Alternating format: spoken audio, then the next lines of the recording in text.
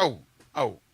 The busua chairman we there ye ma ye nyina ye ho yakọ na ye nka se ebrepa mu na abusua ne hyehyɛ ne sɛn yo abusua hyehyɛ ne sɛ sesia no abusua no dodo na wɔnkran ɛna ɛfa so to wɔ agretia na abusua panyin ne abusua ne hyehyɛ yi ye abusua panyin ne abusua ama ɔmo a ɔmo wɔ nkran hɔ no akwanja sɛ ɔmo nyina mu hɔ na ɔmo mpɛ enu akuadɔnkɔ wabea ansa ɛmfa ne hyɛ peji mu ansa na abusua no sɛ ɛwɔ ha no yɛni faako saa obiara wɔ baabi a ɔteɛ nti ate na abusua no ɛɛba baako ne mmienu Ezra 94.1 FM yɛatena ase deɛ yɛhwɛ abusua no nka yɛ anim nti yɛhyia no deɛ ntotoeɛ a yɛbɛtotoeɛ no sɛ yɛde bɛba ha ane yɛbɛsie o sɛ yɛbɛma no akwan ɛnyɛ nuru hɔ nom nti ɛndeɛ ɛwɔ abusua no nhyia yɛ mu a anɔpa yi nti deɛ ɛbɛsi biara no sɛ yɛbɛma mo ntɛnsɛfo so aso ate na deɛ wɔ hɔ no no okay nti for now the abusua pani for now the abusua pani ne abusua enhyia nyɛ nhyehyɛ bi asɛ yɛsie hɔ anaa yɛde ba ha yɛnyɛ nyinaa wɔtwe da koraa nti sɛ ɛno mu nyinaa no abusua no ne aban bɛka bo na yɛhu saa ɛho nhyehyɛ ɛna no pɛ yɛ yɛatena de ɛna nhyehyɛ nyinaa bɛkɔ so wɔ ano amsafo se bi afe na ade wafire na to ha ye ne achiame akwasi bafo achiame se din na no eno ano no ono eye endo akuadonko busua achiame na ye ne won edi nkomo na assembly member a ono nso wadwiritia ono nso awo so ora kwame ajeyi omo nyina awo ho a ye di nkomo na ye hwe ntete ne ya ayrowosam a aba no de abusua ede egu akwemu nti ye beda wase mayani assembly member enkasa na fei bibinia yeah busanfo akwasi bafo eye chiame ema nokua donkwa busua na motese ne di nkomo no na assembly member oyine ba nti sesia de tabusua betena se so kwasa wo abusua fie ma yenya mo motena se na bia nhyehyɛ bi eba akira na yesan aba wo nkyɛn why that's it na so producer na wo edi nkomo this is sad pa na mami akwa donko nya me fa ne crazy yi em se oye nipa ba ko a oma yehunu se benya degree da do beduru ba bia yes urade person do and issue because obi wo degree life is always not about degree mami akwa donko ti me duru e cause I came to a point when president ne other presidential candidate yes shibom obia ko school Harvard ne ho so kura woni president ya daroma papa Dr. Matthew Pempe the running mate or Dr. Mahmoud Bawunya and also Mama chief wingina na only team at the chapter more Western North region Shafiadra ya prince wa Greg and you could do Sefi also and pay a similar and I'm quite a cotoafu.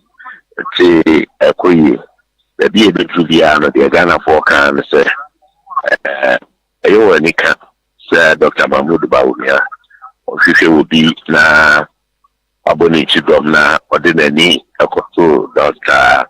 Matthew Pempe na Poso. Said the Odika can and not do one on the war. Also, the dream for Mono, the three way at the pastor said Dr. Matthew Pempe at the Cano. Ushe, Nina Swa, or the blue precope. Say, or they Emabuna Ebo. Now, Fenekuma, former Minister for Education. We used to do a Juma home system.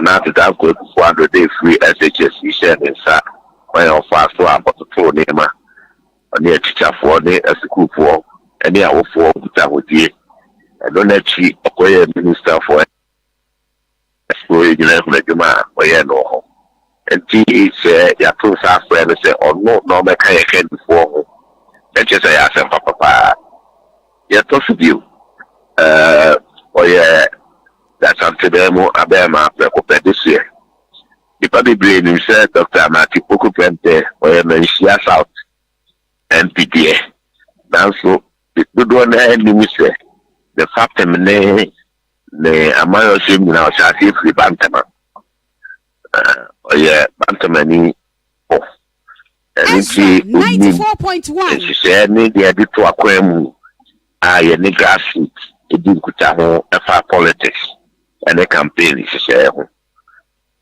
titama ya pike na sani meeting no na be here se kwa dia so obetu apro no ni mabredin kuta ho so se say na hinti na onim tintino Dr. Mahmoud Bawumia asia no se bibi obetu bia o na nanom kunya na onfeni die na nchia sonkom na nanom bia omo na nanom no ba se ono Dr. Mahmoud Bawumia na ban ene na nanom na ebebu meye kini bia amamra adie free na nanom nsem ono Dr. Mahmoud Bawumia as president be make sure say ya de be mana nanom back na nanom apwa na nanom hemfo ni ahema nanom apwa ama ya chitire obey akodani unim se DP no ya ka se isi ne ba ye wo me mu de friend moral turpitude no ya abafom chitire o ye babnu and then tanini mu akoda mu pani nyina ye hihye a yenim se na nanom betumi aboa ama yakrakra enu ti Dr. Amati Poku Pente ene na nanom kuta hodie no the fappen ene nyina so no I see. No Trebuma on the Babu, the school for Quada to woman anu President Kufuado Adaroma, Matinia Kufuku, 3 SHSC, or Trevor here, if you say, Ubia no bar with you 3 SHSC, you were Kufuado so die, and Sakra never Twaba Manono, a dinum de to exact the Assyria. In fact, Oman no Musia came. Our man Penny Dada, the near Brain, sponsor more than 47 advertisements against 94.1 FM. Omukaya Kraka said, 94.1 Nada 419. And Unchi said, Nay, a bedroom so we now Ubia Jack, Yasin Jakuma, Dr. Amati Poku Pente Kai, Kufa, or Kaya for, said, who been here as a say, a boss at the by. Now, man, penny of which I said, you know about by no atwa the area Kufuado. I no good.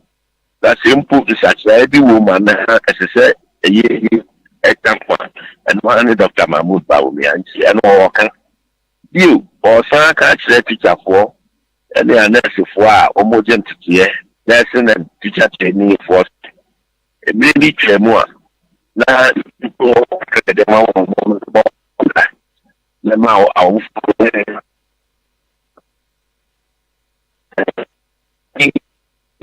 Ondrata enim se bia mo drive dia olano emu ya breaki ton komo na fe na ebe den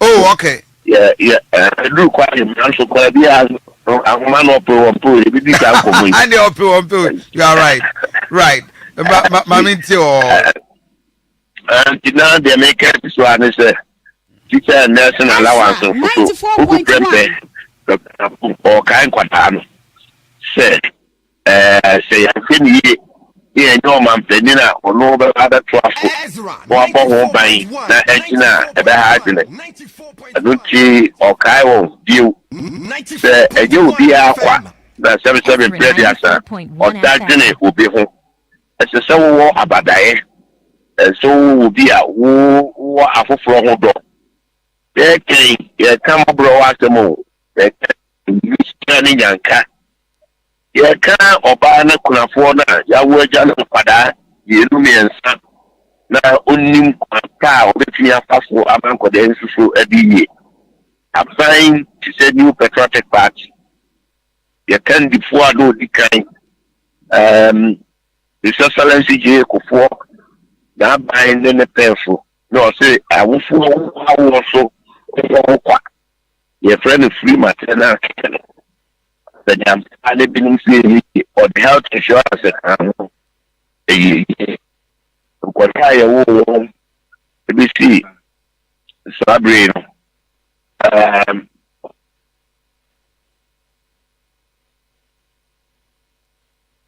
Ezra 94.1 ana efie how onye wo fie bi nipa ne bebre ntimi nya kwan kobie.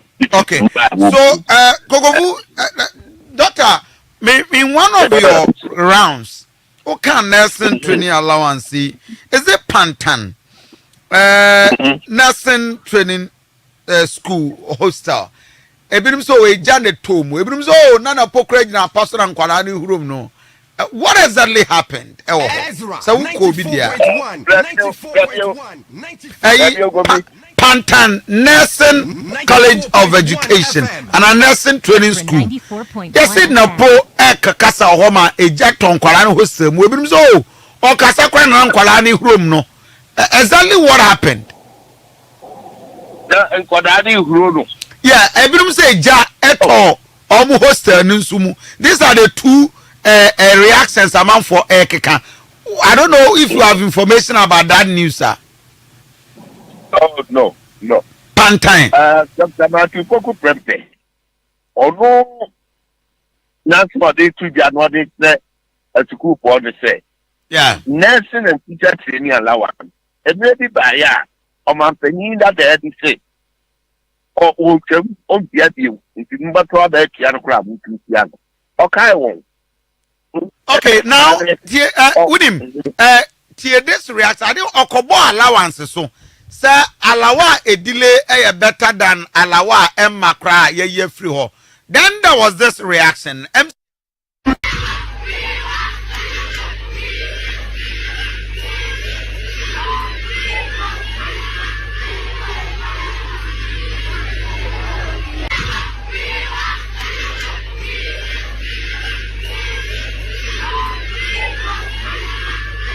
one he wanted.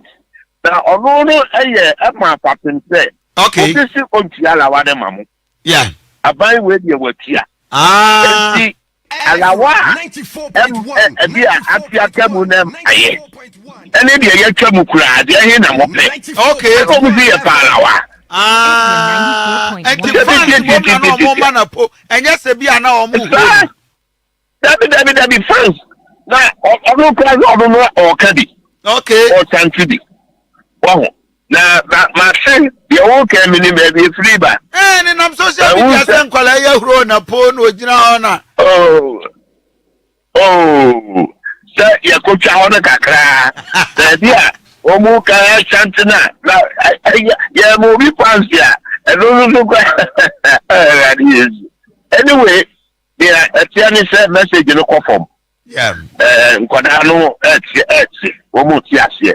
you're from Western region, what has been the major issue in terms of concerns part memufono mukosia womo omode mamo?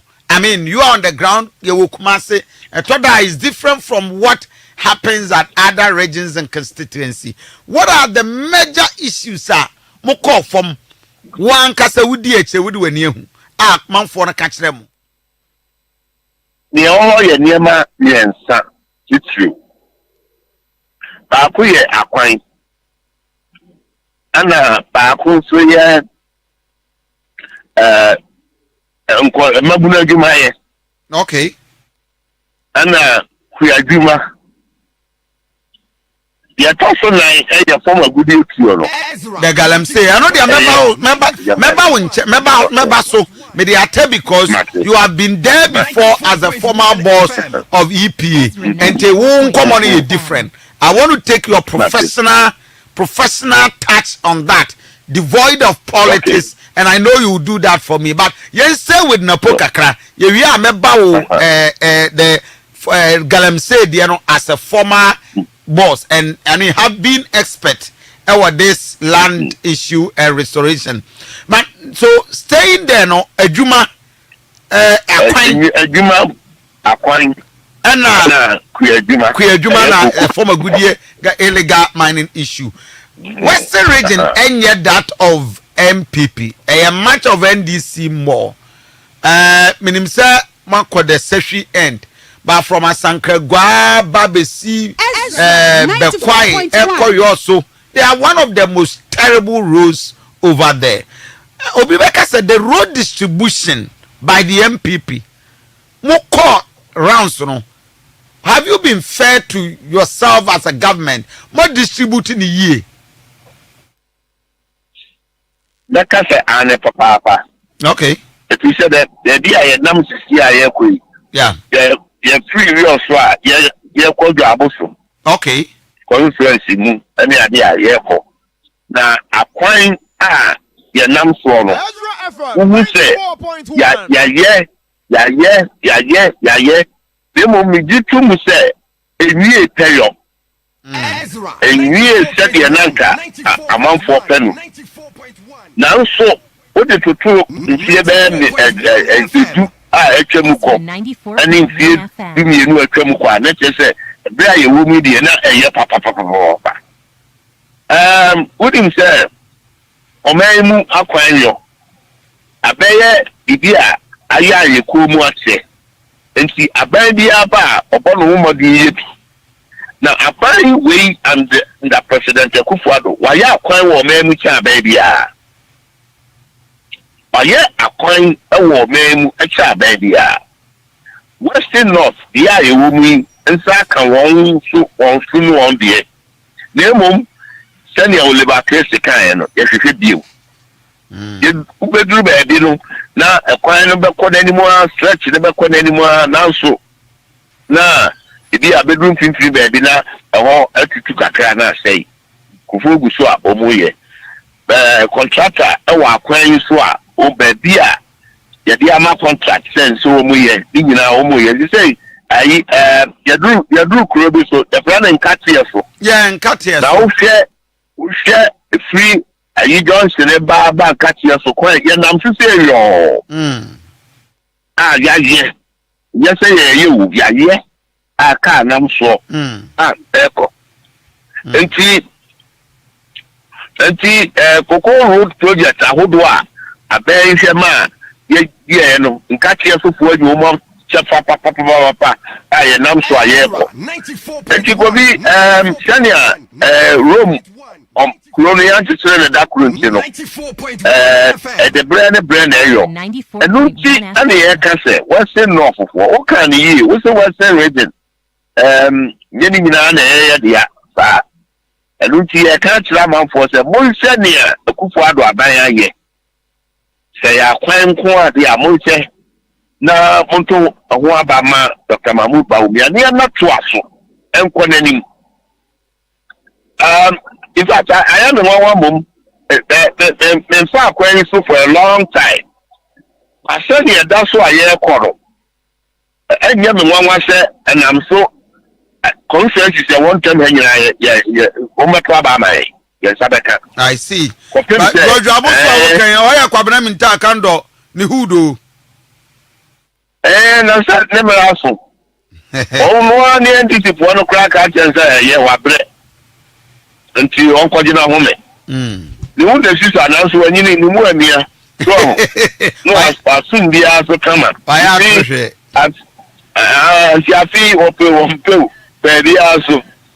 And I'm out with a new truck. But now only I'm not the Western region who are war. Issue of Galamsey.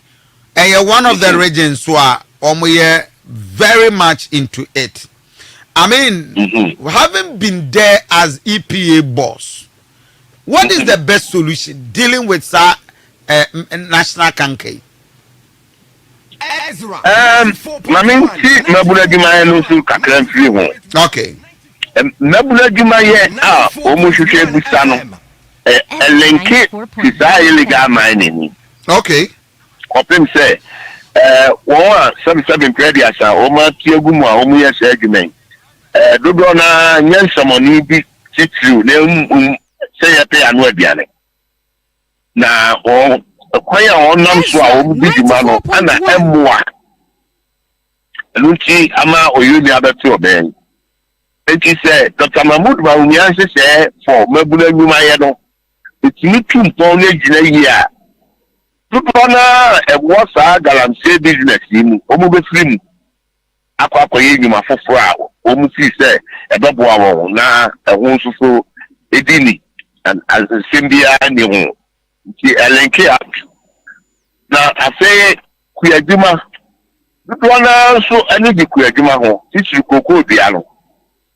And unti cocoa board, and I'm who do the play so abwa a Kuyafo, Mantem Papa.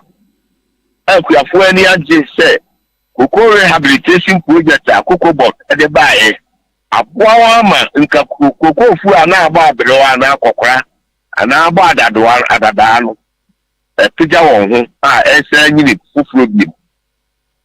You, a bear to cocoa, boom. Ne, you see, I am eating Kutawobi. I was so surprised. I grant here I was just 28 years, and about 35. Proudly, claims so many cocoa farmers. The woman and here, woman said, and then cocoa a bag about it's little cement, bags there, 33. At the Assamian son. Maybe a chamuno. Or to cocoa bag about one. What was cement? Yeah, I'm an abuse a bag. Ezra 94.1. And Nunti, Sabia, you woman, a yama won't buy. There will no more say a dear back, and if you are buying, say, a buying a year, MPP are buying. Dr. Mahmoud Bamuya, the twice a day. On Koshuman and in Kuku, a demand. Now, on making sure, say, cocoa farmers, they say insurance scheme, no, the 2 years now. I say, I can't Juma, about on there, where they are so Omuta banish.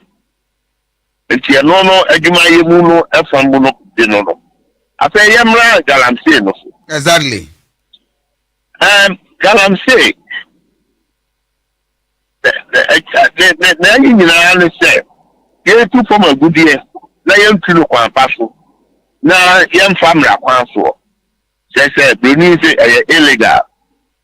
You better than you, Siano. If you remove, they say, Sa activity, gold mining, or what small scale, teach you. A company pay 5 million, or million. Direct and indirect. Now, or how a woman say, one area the papa no more than a passo, and they Mrakwaso. One any year no boom come up for one so. Until my entry, the own year, the own year. And until the first solution, I got a baboon baumia, a professor, and I walk on once and say, young formalize activity, no. She said, young crack, they are church, no. Na money and we now pay any one part then say who pass one or between 2 mine maybe. Now content now the fast into formalization of the small scale mining. Ezra 94.1. Or say Yama South one entity any woman. They ain't children, Quampa the Yen and the Yen. If it's a Trono classic, Frano Quampa on Paso. Into Quampa Ben now, the bachelor owns a more fast than we say. And for or how be a my uncle since you for you, we are there is claim once I say no, they are a store, and they are on that them. And only a 2. Number 3. And yes, you can some any a human won't brab or Sikasem. And Rutina, a beer almost 2 and fast where I'm an only for them crop will be them at more mouse. Sikana comfort the amount and second the Omutu to you up of him say, Ominias uncle for the gold in their command. I buy say, or best set up gold mining bank. no boa na advance wo sika na onye sika eto fidi papa aye nduma no wo ne kwanfo ene pepepe it is a more capital na more access to capital onkoji wo bosia bia na baba de kaw eto should be or say regulation enforcement of the law. What are they the state institutions? They say Environmental Protection Agency. They say Minerals Commission. They say Forestry Commission.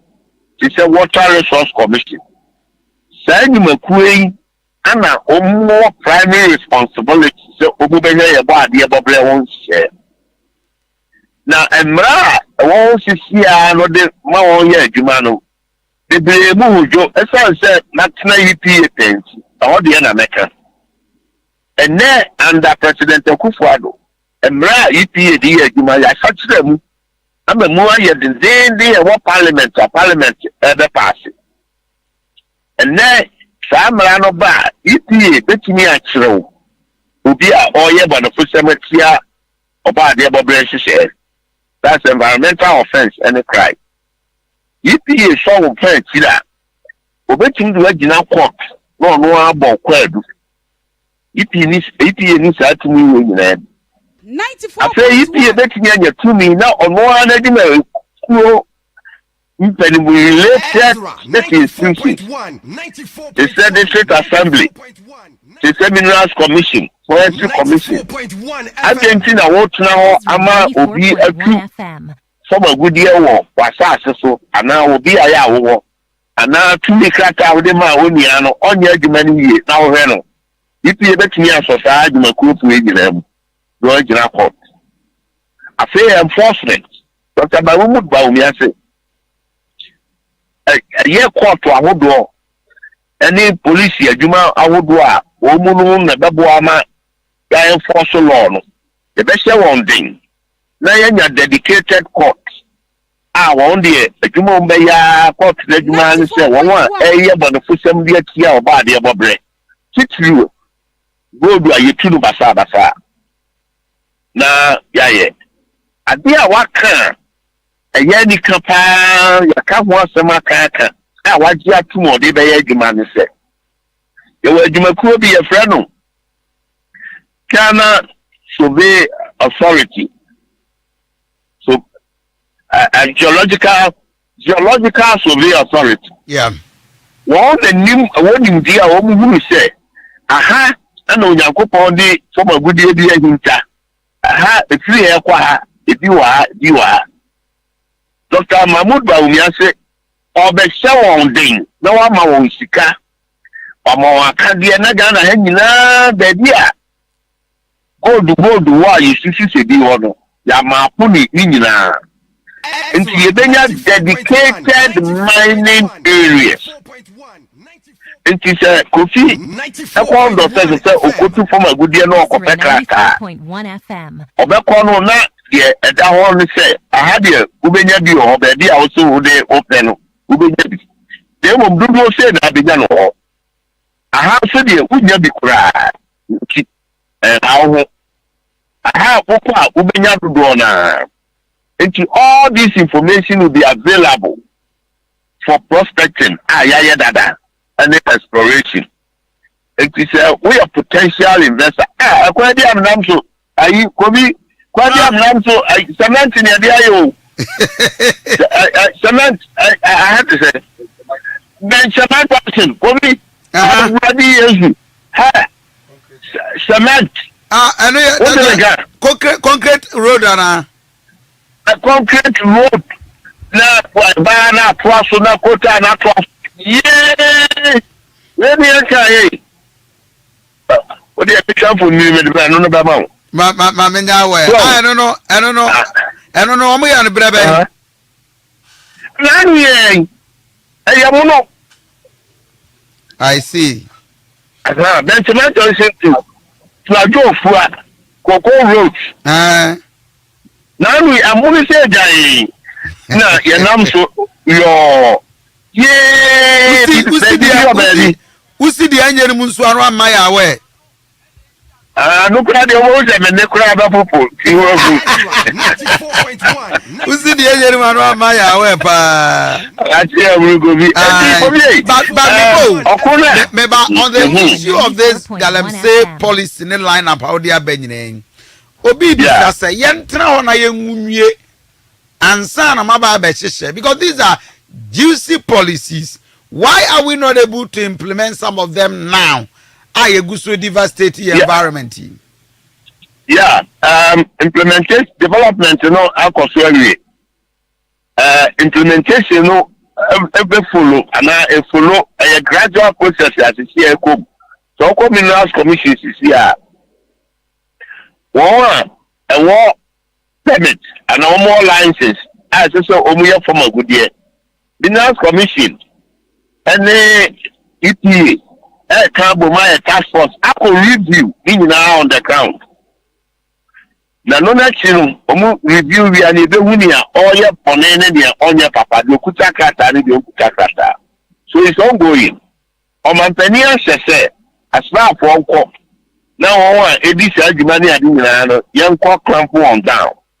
But I prepare that you rule out all these policies. Now, we don't forget, say, if we baby the other day away for a long time, Anna or Mano, think I see a bullet here with the name Yamaho Quine, Ama we have the root here, yet great. Illegal mining or Maymu Exas 1933. Ezra 94. Abra colonial masters and a year Bocus. I am ready a friend of Mercury Law. 4.1 FM. And to form a good year, I know that won't me with you or Maymu. And Tiana Nanoma. Now, Omu year you go to a Jumano, now Omu Simasi. And Untina, Omu 2 didn't say you gather, Obuabuano, now they are quackopon. So Galamsey no sada kwaye. And the corrupt version of gather and sell. And Omuya ni sana brand na ye for 56 years. Even after independence. Until 1989. And the soldier buying Flight Lieutenant J.J. Rawlings. One or Semra, TNDC law 217. And no more they legalize the use of mercury. A man who can see the mercury, it need to go to obey 217, 1989. And a follow TNDC law 218 and legalizes small scale mining. I just found the woman and say, Entimin Kobada. So, Yamia do more mine from a good DNS form. Now, Abrofone won't be the case here. Normally, I did buy in the name of large scale mining. Now, Omutu. Now, Ghana for my Buluni Ghana for our war, man, Munity. Women, you need access to resources. And to say that my brand is there, any idea one bro is here. And she legalizes small scale mining through PNDC law 218. Ezra 94.1 and no Anna on a more popular front near than the catcher Ghana, but we say Mukwana to go to no. If you say Muso Yadia, Mona Modia. Wabra young fish is a puppet yarn to home. Naya man in Diana to see the hour home. And he hold the idea the Ababonino.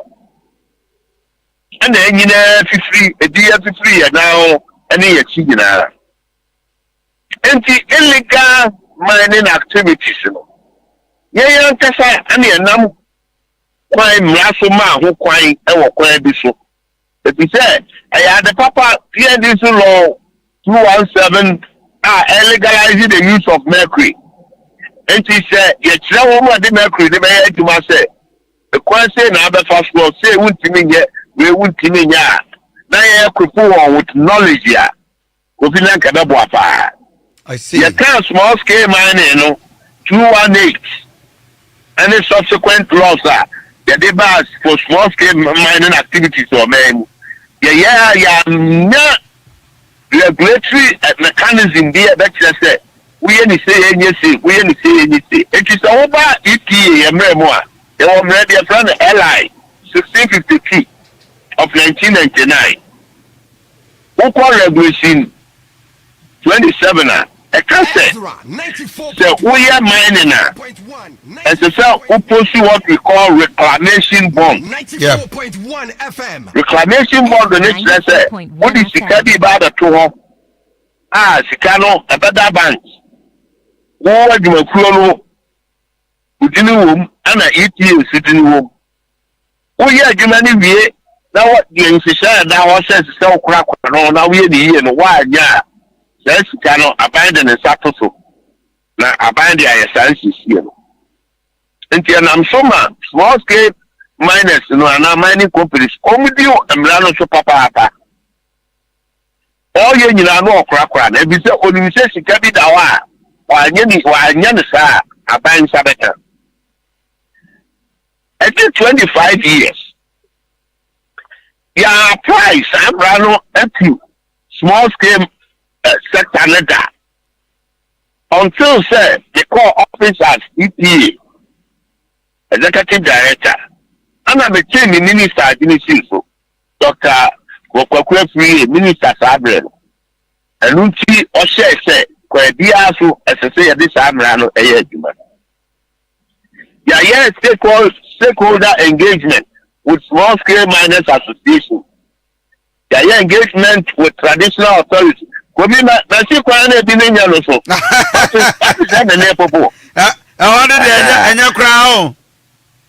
Oh, yes, I cry, and yet, so. But who signpost to business you are the Ama contractor? Your contractor be Misaka. And you probably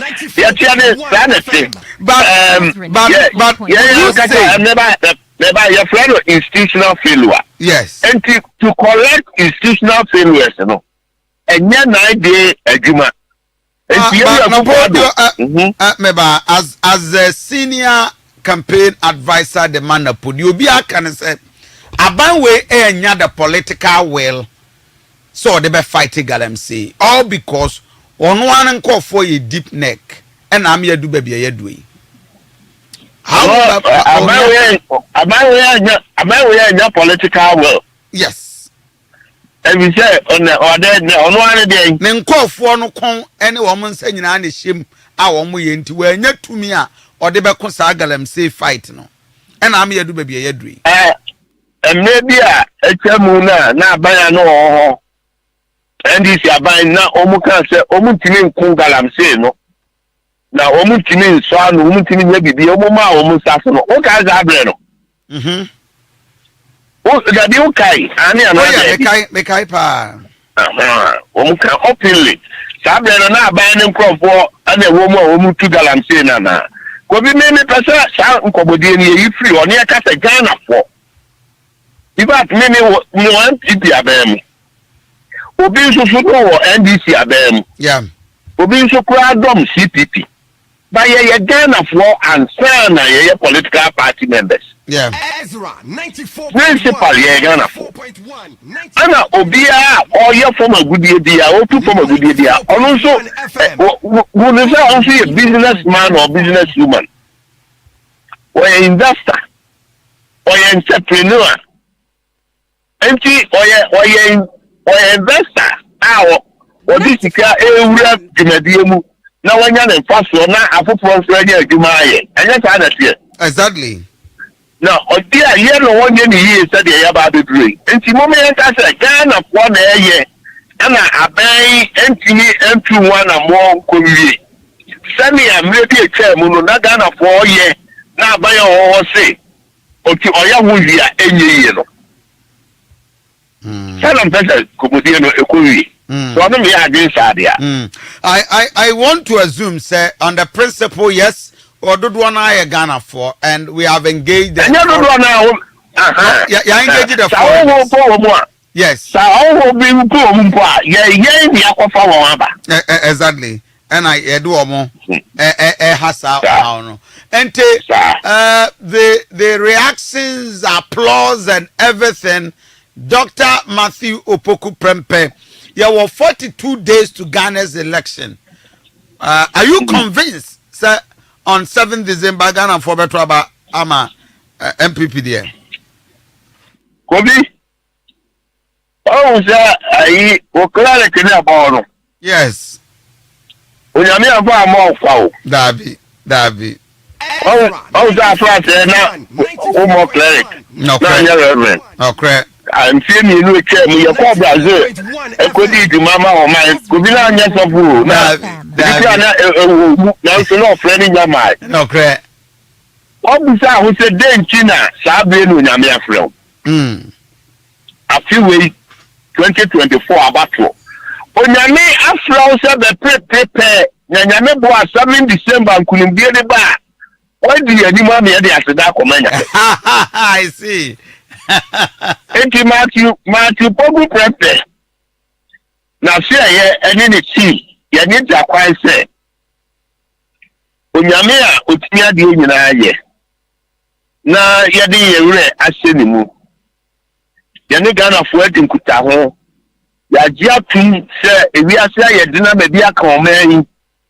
Enuchi awunyia wo ya gia tumu bio so se ya sidie ene ya sadie se kwadi aso ye nhihye beboa ma o man ye de free o hawo bia ye wo mu enuchi ye can before a propose bold solutions be na ye de free ya sre Ghana for se o mu fa ye nkomodie ne ekutawodie ne bibia antoto wo ene o prak esi akan no Kobi me Dr. Bawumiase Mesha mabulu 1 million ya ma want to tie wo manya adwuma aye prekope Obi zo se Ghana for be ma ye nkokọ nketenkete ani nkokọ buro ni aye 94.1 Ghana for nsuo no mu nso ansa 94.1 nti ya probo nyina mu no 4.1 FM Koko farmers say o mani aso ya banya ye atukoko mu mo central for the ugbofu mo so mu di adanse ntuntuma akoso won a eye adwuma wo apomohwe nhihye mu egitum se abambia mada president bia mai ne penso se me see hospitals awodo 111 at the amome district bia Kofi edinu maka say o ma si hospital or nkran.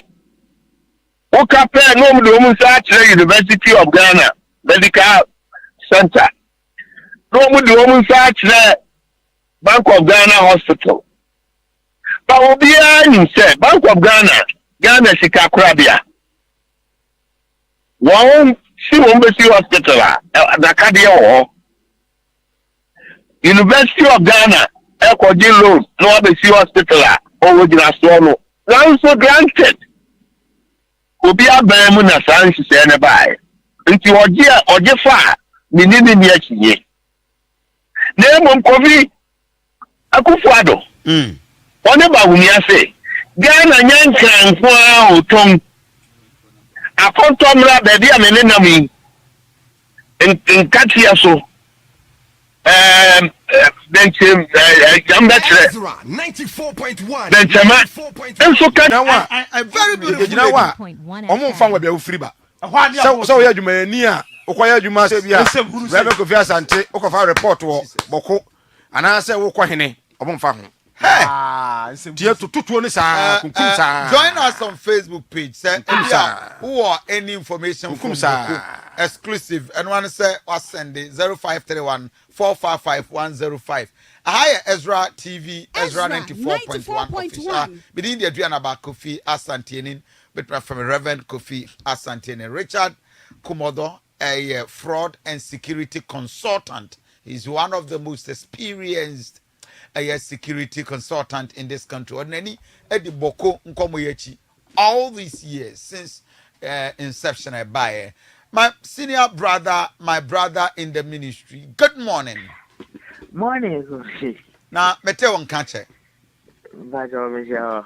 Abusuafo nyina ho ye de. Bacha. The news is so disturbing. I mean, say ye boni petru came sporadically shooting at people, curfew 6 to 6 ewo boku. Is that the best solution? Anopay. Let's start from that end. The curfew.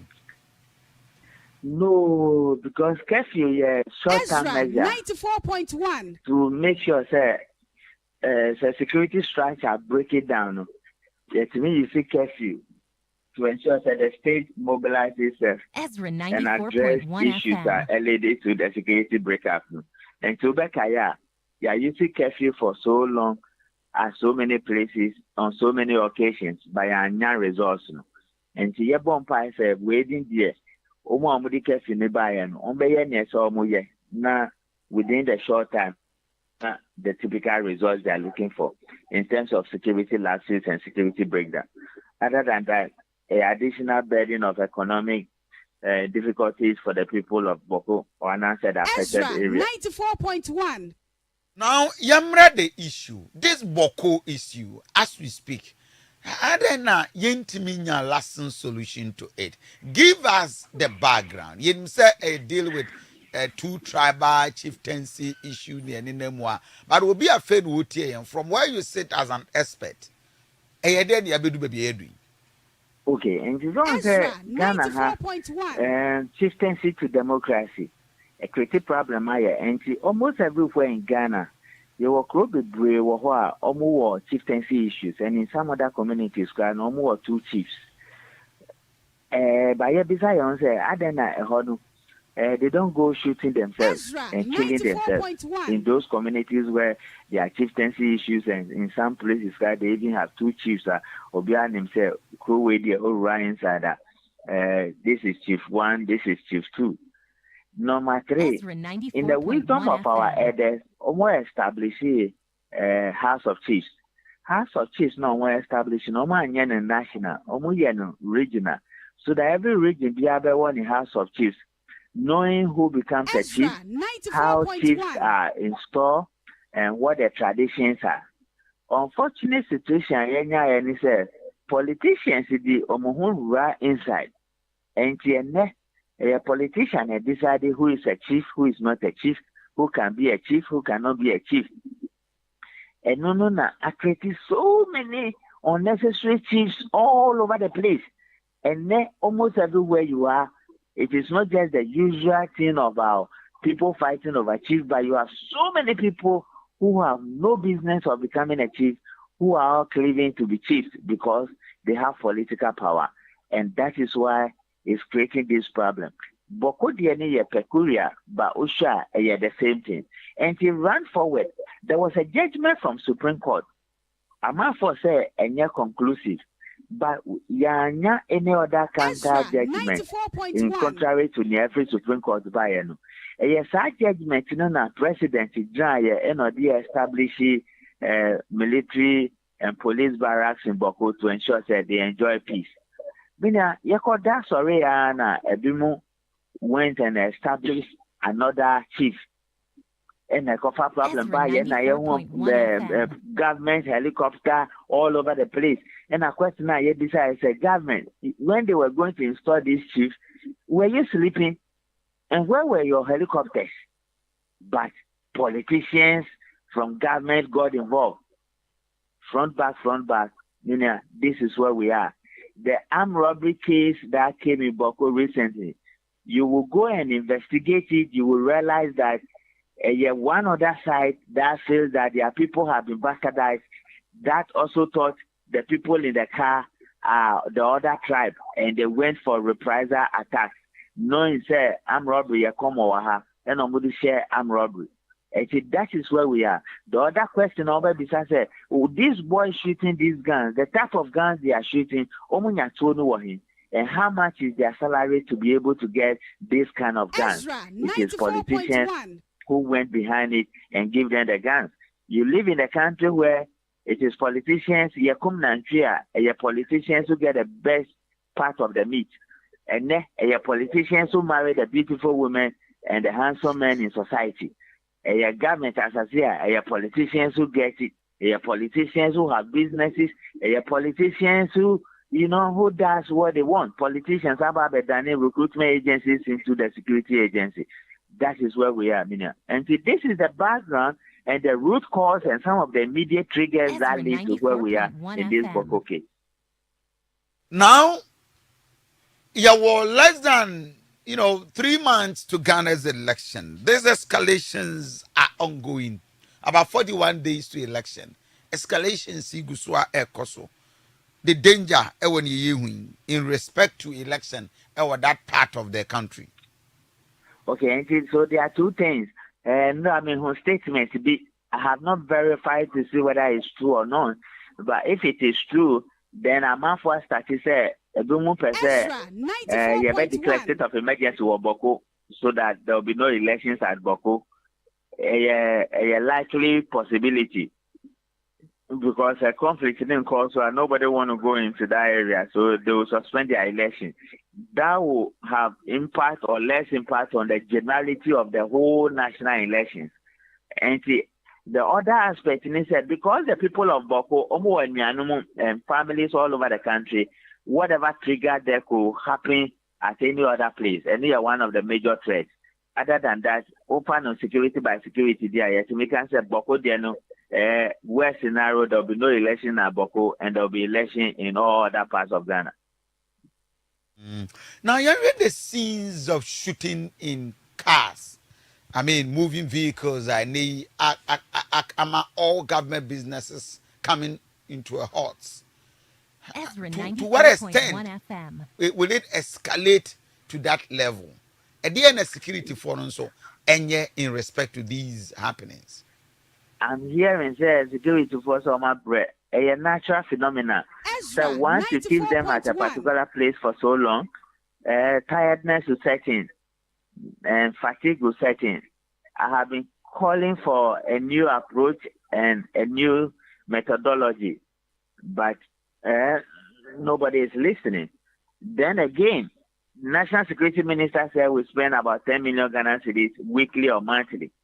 The question you have to ask is, Sikawe, Ekohi, one more than Sikaneko, Omudi Yeden, Nase, and Fasoba, San Fasono, Omudi Yeden, Sikano ye, are we spending it in Accra or Boko? And who are those ones benefiting from this money? Is it the reason why the conflict will not be stopped? Those are the things. But politicians and their relationship with security agencies and why the security will still alert. If security officers realize that politicians are taking advantage of them, they will pretend as if they are working, but they are not working. And you can understand why they have taken cover and they are allowing people to go into the street and shoot into cars. Wow. At the end, is so terrible. You better make a lasting solution there. The only way to get a solution quick one is to take the politicians out of the scene. You are more free, then it becomes basically a chief, and who is a chief, and you use the traditional means. Other than that, to the extent that you have politicians in there, it will not end. Was to be a fair na do feeling to her. Yene Richard Kumando or your fraud and security consultant and aiding commo our happenings our Boko. Very disturbing news, so barbaric, bizarre one. Nipa issue 2 or more. Curfew from a year 6 o'clock to 6 o'clock. Happenings our very, very terrifying. Bringing every businesses into a halt over that part of the country. Now, Richard Commodore, Meno Kasa Sisiye, Manfo Jidi said the government commitment a low in this fight. Sana Uno. No, to the extent that Sagana, your father's business, it is just proper, sir. You put in 10 million Ghana cedis a week or a month, and you are not getting the results. It is just proper to ask yourself, why am I not getting the results? To find out whether is this something you are not doing properly, or what do I do to ensure that I will get the results? Particularly when we are government, it is your duty and responsibility to ensure that the safety and security of the people are intact. And that is where we are. You bet my concern, Cabana bet my better than the OEANA. No, you put a 10 million Ghana cedis. Meaning 10 million Ghana cedis is a big money. 10 million Ghana cedis is a big money on a weekly basis. No, that's huge money. Where is the money going? And why are those benefiting from it? So what are they using the money for? More or less like the government is investing, but we are not seeing the results. Exactly. So if Ghana is your father's business, or church has given you a project, 10 million Ghana cedis a week, Ezra, after a year or 6 months, so you call for appraiser, and you share your finances now. So there will be a financial review. Exactly. And then there will be operational review. Yeah. Yeah. So why are we not doing it? It's a simple thing. We don't need a prophet or a soothsayer to tell it. Some people are benefiting. So why are we not doing it? If Ghana, you really say you love Ghana, you take an oath to serve Ghana to the best of your abilities and to do good to all men and women, irrespective of who they are, where they come from, and all that. 10 million Ghana cedis. Wow. And that is economic cost, or that is opportunity cost. Which means that money could have been used to cure malaria or polio somewhere, or treat galamsey water, or do a road, or build a hospital, or put it to school feeding. So that is opportunity cost. And you are not having results and you will not review. No. It goes beyond that. It goes beyond that. And no, yeah, one thing we emphasize for so Timamufu, the business community, Edian Womunye. It's unfortunate they have been caught in the midday, particularly Omoamufi, the southern part. Now, sending people back there again very, very difficult. But Omoamufi, Mijidi said they have been determined to fight until the last man died. The difficulty for us as a nation is that once the fighting is going on, you have terrorists coming down southwards and see something, say something, they will never say anything. And they will come downwards. Now, terror attacks will happen in downwards. And yet the downwards people who will pay a higher price because the people at the north are fighting and they are not ready to give up.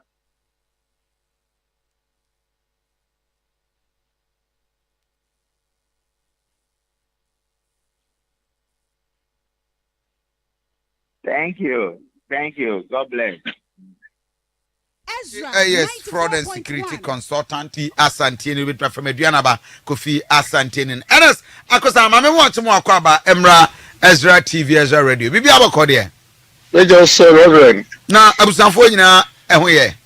Nyame adoma de patche de there's a body any dana say. Fantastic. BC placements ongoing. The kind from so far this year assessment, nkwala performance net say.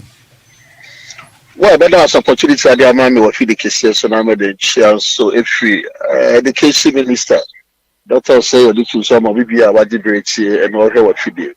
I be in terms of the outcomes and I say BC no general performance the WAEC and young family ministry no I mean scrutinize here. But what we have now is the raw data. It's me a placing ground no or more choices no make here. Say we are so school way, and that's so school way. And no, I say ye 2-1 among say. You say many actually no. Let's me place some respective schools. Say I'm going to me. I come and say a new academic year from 1. I see. And per what you have in the placement, this year, the bank and nay or China. And Colabia bit master school and I said there will be some time given. Well, I also become earlier communication on us earlier information I'm public and also by 30th of this month. I think the first year and I reported. So we are doing everything possible. Say you bit release placement outcome no na man krana timi akọ school no.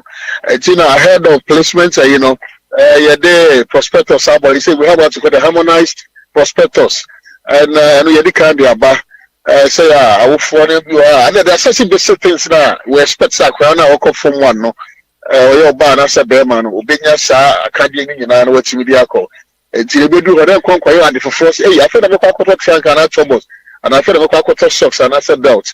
You know, yakwanya na yedi aba say awofo no yatimya prelim to mu say by 30th to be a mobile no see say you place to akra no wo from a senior high and I say jati pram so and I say Prempeh College and I say be a Pokuari school and we can no na watima bobo no na wa report it na wa commence academic year no. What should for now candidate they are no money? Well, for now, no, so it's not much about the candidate, but it's about the parents and guardians. And because candidates in there, at least they are very anxious, supposed to go school. Because the boy, what is school we do, the results so near, you know, why I keep this to anybody now.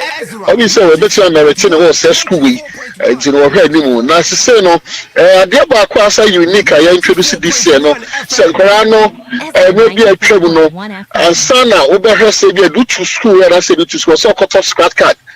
Now, what's in your check? The back to a fiacobi. And I said, the back to Serena, and I said, the back to Savizara senior high, and I say, be a body senior high.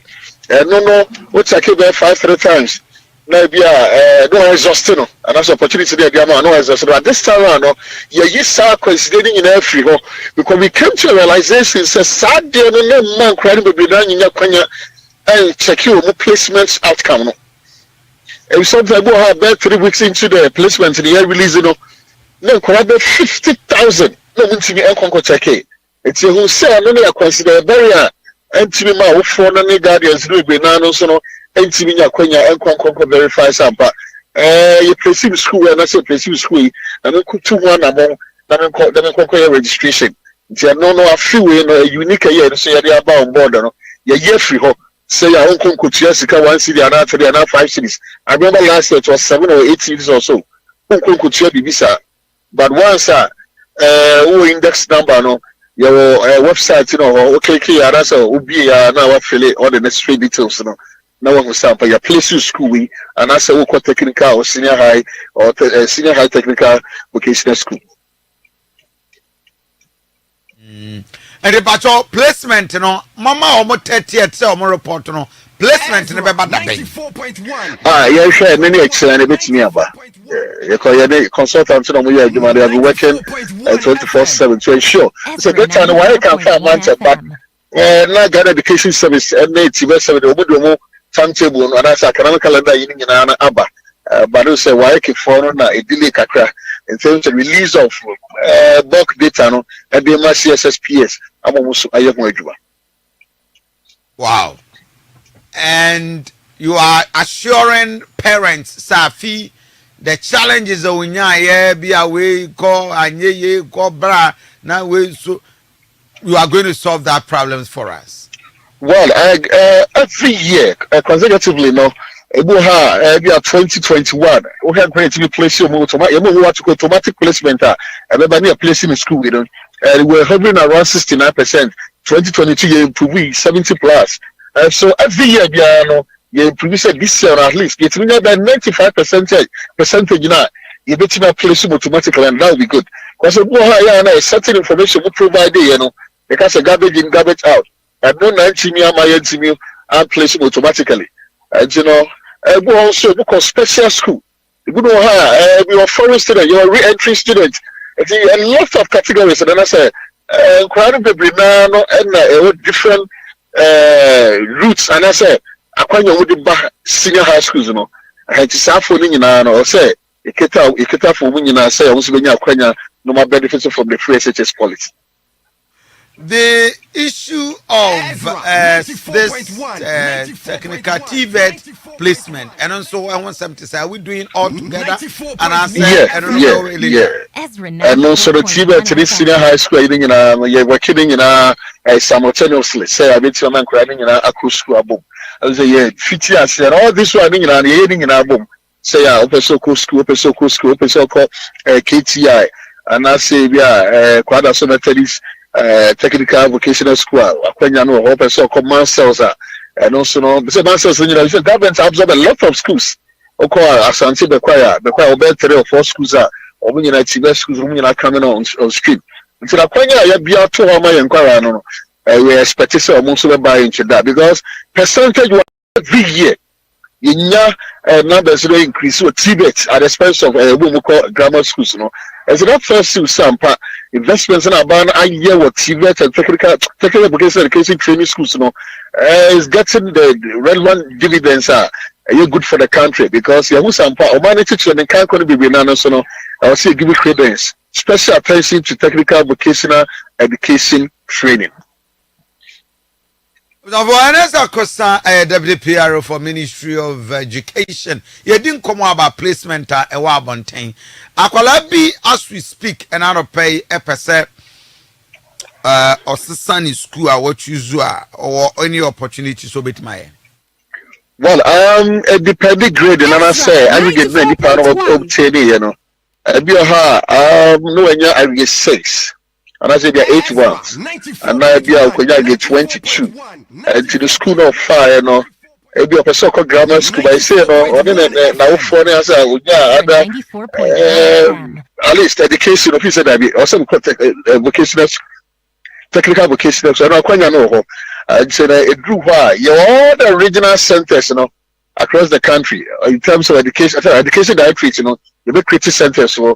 Ashanti region there, no, you make creating KTI. To be a districts, and I said, more districts directorates, you know, so be lazy to read them. Now, yet in a place you will school up as a worker. But I aggregate, you know, a new school now, because there are certain schools who you share with grade, you know, so when you move bra, and your idea, Ubenya, Aquanian, Aqua school. Engineer, no, also a whole day, no.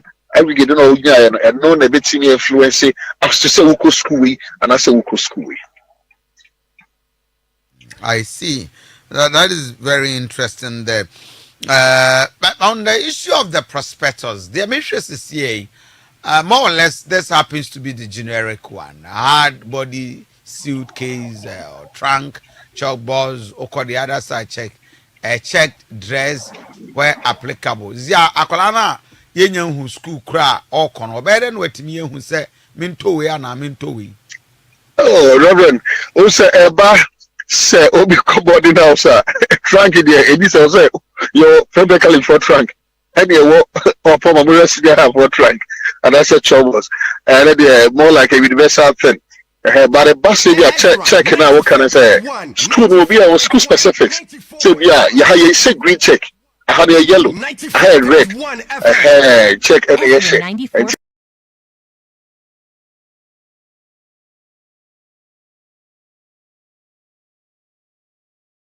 And say, yeah, first the boy has 1,000. I know more call Gabby Senior High School. 1,000 is be on for second, it will be on for primary. And I say, I saw and some family. This Sarah not said. You divided on maybe on 30%. One more the second neighbor. Another 30%, you know, so the prime neighbor. And you know, at the end of the day, you know, because maybe I come to school, then I figure I did second 1,500, 2,000. We say, what's a second in an effort? And I said, would be a no. I said, no, I don't see about offering him. You implemented it last year. And the last year, so now, we are still sustaining that momentum. And I said, that initiative. Okay, and teachers, any schools are last year, ignore more dear now, course year, what are they? You said some of them even got suspended, others got punished. Mikai school business, I headmaster and cry transfer no call village BDA. What is the message to these schools, sir? They may want to flout your orders and directives. Well, I heard of say placements in there, you know, Director General of Ghana Education Service, Dr. Ricken Cancer, and then Regional Directors, you know, Edgar Kwenya, NGG, Regional District Director of Education across the country, senior high schools, technical vocational schools, you know, has none the principals, you know, more engaged extensively.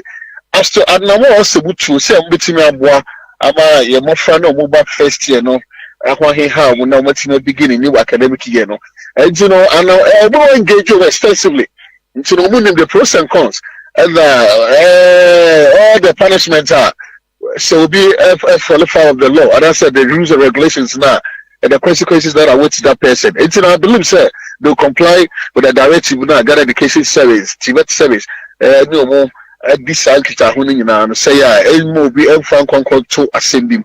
If I have the best, say be yes, so more headmaster and headmaster, the man concord this cement, no concord the paint. Think it out so that because see a painting or computer brother. No, it doesn't work like that. You are just a manager, a steward. But it's a bit let the purpose authorities know.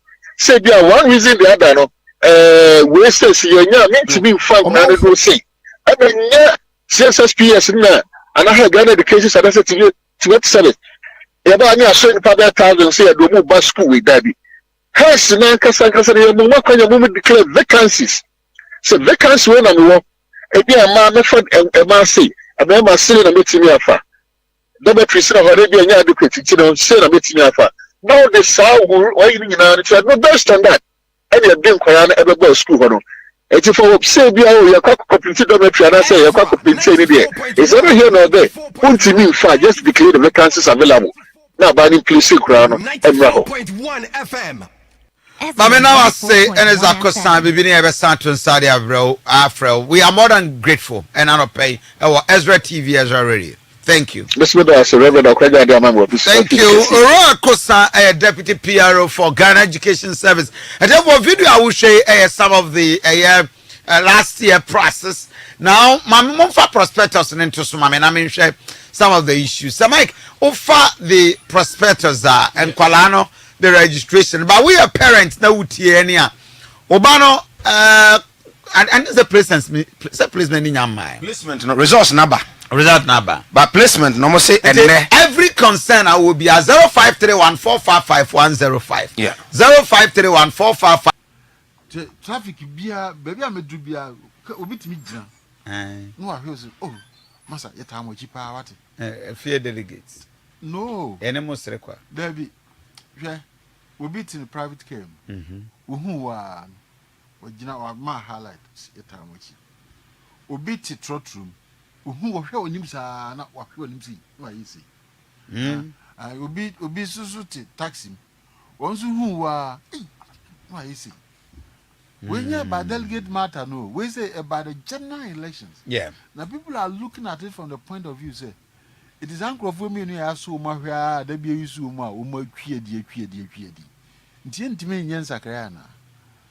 because you are voting the kind of prayer about the kind of world you want to live in. Barberton, an empire abonnee my person for the next 4 years. Huh? What you heard, woman, you can see a number of baby, nurses are suffering, why are suffering. Are they there's no man? Is that what it is? But we have your mama soon smoke. Which of them is working? In the end, we will be a bit with the practical solutions about a bit to solve or my problem. And now me call program. KNUST. Now we on agriculture. I tell you, say me call Nukushia and this name people. You know be king manifesto. Now, the concise. The great transformational plan, agriculture. I tell you, say, a professor no know to no. A dear man work can say, you know, not a bit in your bois ama or mea cosin. Then you know, near my I listed. You already have them. We already have them in this book. What does it? Say, what you looking for a sort of cutting? What's what kind of almost say? Problems you're gonna, you know. The solutions in the far can be found in this book. Book deeper back on a be pet and the Alani and Lani dear anyone on trace book. Within a short time, I'll tell you a lunch. We've been able to 319 people in the Troy. It took them some time. So shut near me always. Ezra 94.1 FM. Near me a womb, over education, near me a womb. Now see I casa education and why and same baby. Martin free SHS also about area about the basic level. What him says is CIA say so called the basic level no. Private schools are good. Yeah. Private schools are good because of the way I see a coin woman say as a woman they don't matter. But say wouldn't mean yet a near my only private for free. School call anonymity a headmaster in all can say. So call Bremen in California. We Bremen RC fee ho. Now ba a Admanji. Oko swami kra de zimi swami susu kra uhu. Na se o ba baby to say okay side ho a. Uhu government school bi a ho no. Private schools nko na e she nka o mu ni ho a. Ke be na nka government di bitima survive. I survive. So what I say. Alanche Martin so no ba areas bi a ehia se yebetimi de primary school asi no. Obehwe se yebetimi de bi asi ho no. Government one asi ho. Na private schools no so yen so masene na emwa wo mu. Na wo mu ntimi grow because private schools no wo mu matiti wo mokroma se no so dos pa. Yeah. Wo matiti wo na house no supervision course wo yi. Supervision course wo ndin kura no ba they come out good. So that they doing far better than that. They're doing far better. Say do my own say would ya do my own say. You say do say you cry marking no. E ho no you mark o mu down because you be say just government schools no are doing better. Tini a mark o mu down. And I say good schools no. O my 70-30. Nti o mo de private schools no o mo 30% e pe no mama government schools 70%. Enu ntina enkura no mo private school no mo to form to pe no mo adwane. Oh yeah, no mo nyina. No mo call public school no mo control exams. Yeah. Because school are open. For now all the considerations are done much for the government schools. But say no so na no so bo. Anya fair. E makwan ma audio akosa ito na ye munu no.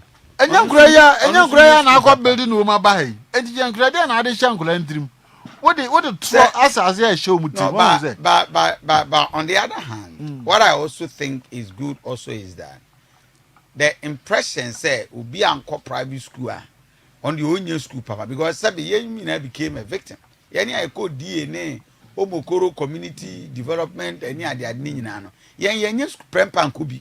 Yen opoku ware anko but ne obi ekọ akurase wasadom na se. Wetimi amba prempa. Hey, credit at the man and any age. First, no. First, no, I'm happy with that. First, no, not the supervisors who are now or school mu supervision. Then yes, schools you are now. 94.1 FM. And then you neglect your responsibility. Your best supervisor, ma omotimia chiradi. Yeah. Oh. And the faculty can be so. And dangerous, no. It is a crown in Banuano. Yeah, the corrupt practices. Training no. And when you are ready, you have to train up the child the way you should go. When he grows, you will not depart from it. But a crown in Banuano. What the name may be? Just a wait my style, you wait me, dear baby. I should move. A whole dangerous no. No, I believe you, only dear years, I said one Abica. And they see a mark credibility no a person of mine to me, now the teacher of man. Absolute from Crano and Shassi. A quack could do baby on bedroom. So what I say.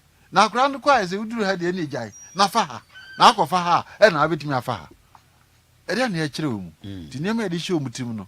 Until now, Crown, when you know, obey ya. Maybe they want to cut corners. No, the building may be very dangerous. Am I any eye on your society? So, because I'm Crown, your future. Now, the future no our day banner. I don't know Diano Muno, a man in Timmy who say obey my idea. A better than what imagine us, not maybe over categories. And these are some of the things your alarm policy no. Maybe it's a behavioral change and attitudinal change. You see, it's so important, say. So, Maui and Sanya, you know, near baby one. You could add the papa, but I've been at any a bit me this idea. She will say, near comes to lateness in schools, any offices in the baby are. Ukwabucha bit myself. Baha, Obeko Juma, Obedu 19, 2 no upon. No befi. Once you see and track to him. All these things we need to check these things to make sure say Obiaka to our year. Okay. A fatano. That's a son. Our years. Of many, my Brennan. I think that Ms. Amwa bouncing in much until we never even mentioned the Kwadonko. I don't know if you want to start with that. Yes. Kwadonko. Mamma Henry Dia Aquaba. Henry Biaboco there. What the other, my Reverend? The radius. Kwadonko. Yeah. A bit about her. Yes. Reverend Medasipa. I think that Kakrabi na meka about the na Uncle okay about behavioral change, you know. Reverend, may you suit time get to be in account because I know hear me pa. Reverend, minima de crontia, your politicians are our country, hano. In nipa your attitude, ethics, morality, godliness. Hunu politician bia or kasa in this country or stress on that. And even Alan as I'm walking grano. May mention that team for Nanumo when a book. 94.1 FM. But I'm giving him the amateurs a rebel or the amateurs. But main team for Nanum. Oh, okay. We just want them to emphasize that point. It says, I did we are trying to it should be known to the public, say, Alan Chamatin has this policy. Reverend, politicians are this country. The way our election we say kiki.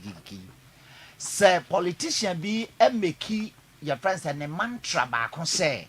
Said the omoya this one farm one factory and the other one free SHS now. A year in this country, Reverend. Sir, politician be or candidate be sorry. No say or per se you moral change in this country. Now my policy said that any me pese you need that transformation in this country. Our point ni prefer to behavior. Me gidi pasa ha awufo bebre. The way your ma is said the behavior. Your message you better catch up pa. But nobody seems to projecting that. Baby am the what the ndoko akotwa no. Na ya share your mama a wonya the baby call Ekwadonko. Reverend Mama Ekwadonko. The way I now see a politics in this country, no. Sir, we will be who belonging to the aristocratic society now, over undermine woman. Yeah. The bourgeoisie of the society. Oh, must yes, yes. I know my junior. But Reverend, Mameno, Sir, will be our illiterate. Na otimi gather this courage. Say me face these people. Na mama who say omo more form no so no. Nyankopon mo brains. Nyankopon mo so courage. Enti sa akokodro no kra keke say obetumi asori aba abonten say I want to be president of this country. Reverend Becca Makan wo edem ha say pen say me presidential candidate na party bia ni Ghana hanoma omo manifesto no ewo mu se oba obese oman no ha it is a woman we so no se Ghana for maka wasem ha da se ebia se ka ye ya dwene se ye betie ni nsem a all kan ye e na ya brushing offer ebia ka ebe hu ne mapa na de wonu mu o so ande oba obia odemu a e ka na ade no obi wapi great Jehovah Witness for so Mama be you me free school bia ni free SHS na onkoto aba we be nkoto aba mama you see all these things oh good policy yes now and Reverend oba yen central force nke be benefit for be talk am bia ke say ye be to aba one pass of am mo and then obi agaza na we here for everyone in this country that would be discarded oh that be amount for policies are here now can private schools yen so once in this anime obi no kaze yen so asoro na sene minimum the credit they asoro na here friends are politicians in this country yes and Reverend there's how will be over ma me no ho no say me I was thinking said this woman na or ye hero kese Emma wana one co school one I phrase fratam for that kind of thing me feel say Ghana hanmo yetimi Emma ebon state barrier this woman baby ofri ni hope awade ama ordinary people in this give country her state barrier the nation senya state barrier kra na yem find way ana political parties na wa ha no omo find means a omo betimi ahye sa maami we dey animunyam e wo country ha na nipa hu se baby nipa wo free baby ano wo betimi dey aba be ye bibi na Reverend minimum ra no bebre sesei onni ho no mu ne deputy no vice no They say one on there or you automatic yana. No. What's going on? There's a lacuna.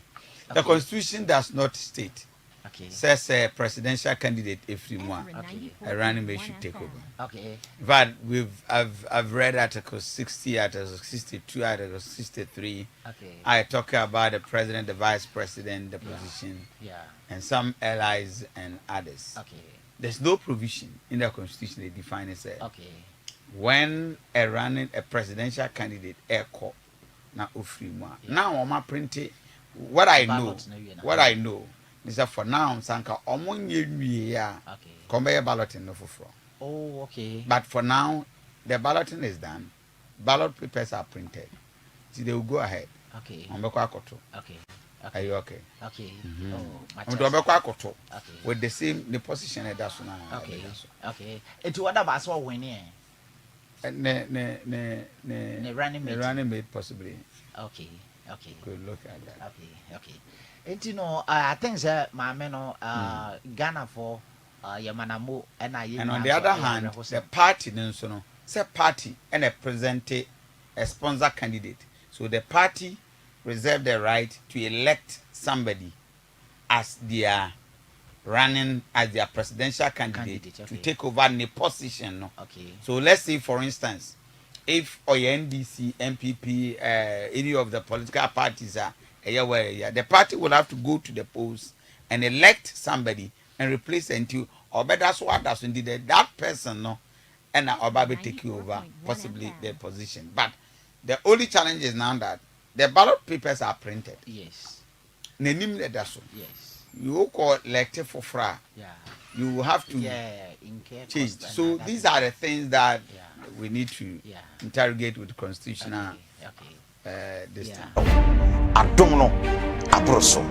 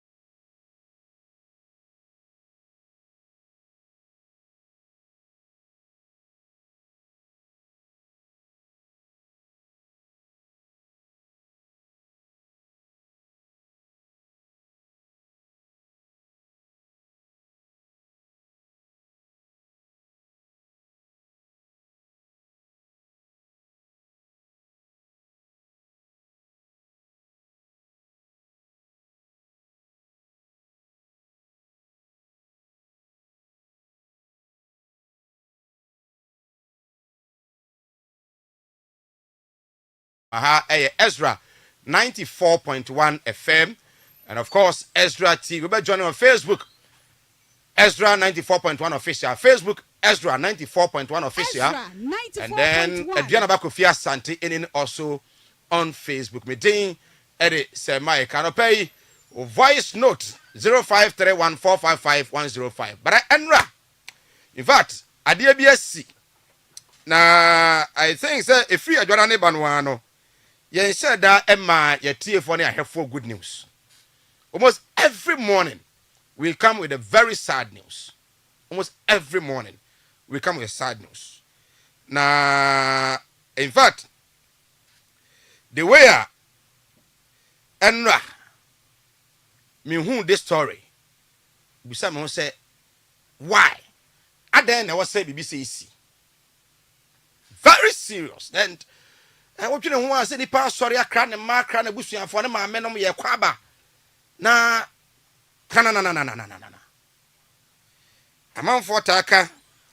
Say, oh, yeah, but I don't want to link it to that. But a very, very bad news. Very, very bad news. If I Enra, me right pa, me free office around 4:30. Na I super and then nipa. Very sad news. And Esan Benyen from the Asante region.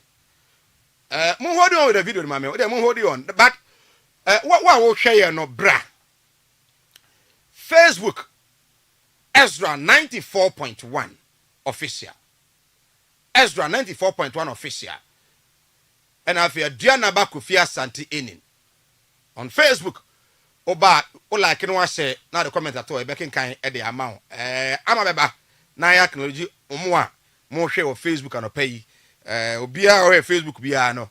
Mayanto nka na yentimi technology said the end da no. Facebook Ezra 94.1 official. And I feel Diana Bakufi Asante Inin. Na Enra. In fact, you know what? Busa was in the Viasa Crano. Eana, Yabayetting. I was ya, as some no. I am a reward to the sense, Nick can cry anything. Achumanga beja. North. So, why about a case you won't? Yes. Achuma will be a jan off. Kwa feno ekropon daba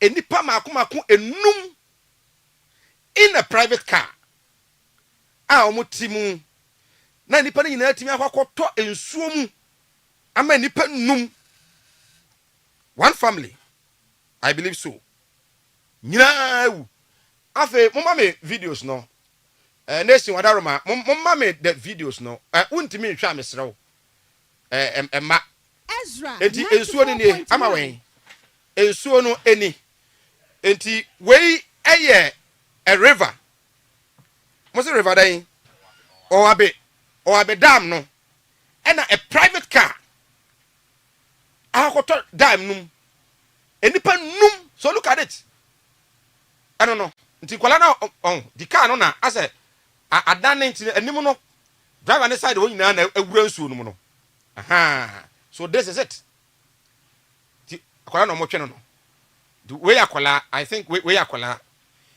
nipa num 40 years 41 years 28 years 10 years and 5 years serious omo na da ho no me na da ho no nipa num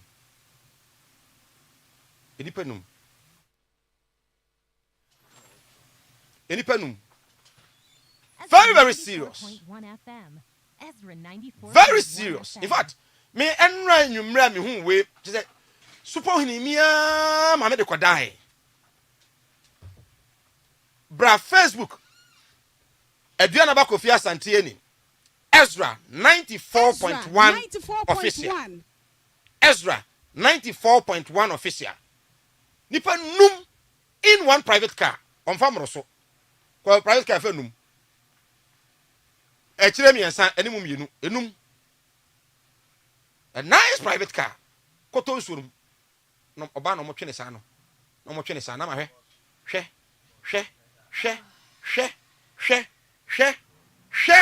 oh god ama hwe ese abrante ontimi o usa abrante ni ntimi usa otema kwa na ball ball wontumi oh my god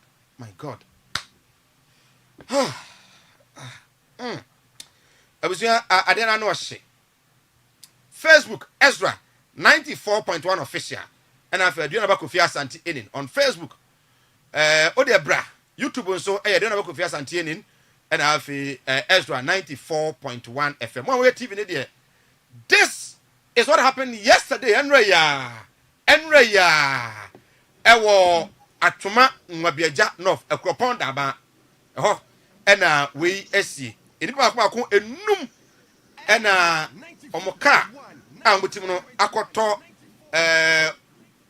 owabe river num ameno ka say nipa num abusua kro sese yo omu nyina afiri mu na yankwa ahoma no so na yene the NADMO director owo atuma nwabiaja north James Nkatia encoding komo anopai in fact miracle abane James otianka aye Ezra 94.1 FM and afi Ezra TV adaroma bibia bako de ne boko said your candidate ushe oyuna ato atuma nwebeja ne Ghana maya enye boko abane ye hwe no ye TV suyi ye hu one private car da river num Ezra 94.1 na emrante bi kura no kutemu so mopesa mo twen na omuntumi na ye yi nipa boye bo twene ba mofram panin nyina ewu mona mo ho what exactly happened yesterday meda atifu nyina se na mama abusuafo a omo nso ahwe omo ema ne ayi akọ wedi enra ya ntasem de enra anopa ana yete se ka bi atonsuonim na ka ne tonsuonim no eye obi na ma yete pof according to ono no na o se oni anwaka bi ana ebunsa ho na enzo ma ne hons ana oba no so a wotwi no ense ne yemuse ne kakra ana to no a utimide ekose ensuonim na metiwasi ya private car no oba na etwi ena nwaka bi nso eba na nwaka ne bo aben na ene ne bo nsa ho ana se na edinachi de ya tene se na ene ne bo nsa ho I see ekwan no say na sitie ankasa ekwan no a bo aben ma na yemhye no de ko wura nsuom no say na ekwan na sitie ekwan no de ye hono ye bridge so na wadi just bridge so de ya na idua emumyi ba ye wo guard e wo hono ma enye ba bia guard no e wo no ana ka no ekotofai ba bia guard ni nuru hono ntina e ho ni so ntina o ma ne kwan tu hwa o bo break no e twen no ana eto no ekose hono na omu firi fahene e na ekofa hen adaruma na omu firi daba ana eba ekropon na se omu ya nkrofo omu te daba fo nyina anim wo mo omu te daba fo nyina anim wo mo na ba ko nso ye teacher ni a ono so obe kira de ana ba ko nso eye plumber ono nso eko na djuma ofa omu left abusia ahaye Ezra 94.1 FM and afi Ezra TV mene NADMO director de ma atwemango beja north barekes na yom district capital ura James Nkatia ena no pede no edin komenra enkwanhia asie ama enipa num atoro na no monsie do wararoma enipa do sa na teka num hello James one boy unia enipa sa na waka num enipa enum nana ewoka ni Omunyina wui ewo at the spot and I say yankasa na esi here. The esi and it's kind of tomusa na ye quarantine no. In fact, ukokura na unhu se bibi eden suoni. Na Canada insuo na se. Enti the fire service any Oma ye no mu di dwumadie nyina na do no mu di dwumadie nyina ma ye beboai e ma enra nso na ye ebrada sabi ye nkonsuo na eyese ye friend anamo nso 94.1 na omu begu nsa ansa na yetimi atonsuo nim ayi omo. I see. Enti brade ni sie nyina no before na mo betimi a rescue omo na wasamo ya mamre ansa. Ese ye amamre ansa na etimi. Enti video ya ye hwe yi emrante ye hu omo number na ba be 7 a omo ka ne ho ebi ka ne boot ebi bie ka no we na omo yi ni pa no. Omo ye nadmo officials anase omo ye youth omo krumo. Omo ye youth a omo wo krum ho no. Momo nadmo for muduru no omo ye omo wi anase na omo da so um. Ye mia na miduru ho sa ensise ni nyina fire service frɛ wo nyina ɛbɛboa yɛ na ye. Awusia join your Facebook Ezra 94.1 official. And I've heard about Kofi Asante. In fact, Mama TV no we see Asante Mantem Enra. And this sad accident and event course or Chumengo Beja North. So far, what me identify nipa no mu nyina baby mu frɛ no obi abusia. So far, yet me identify omo.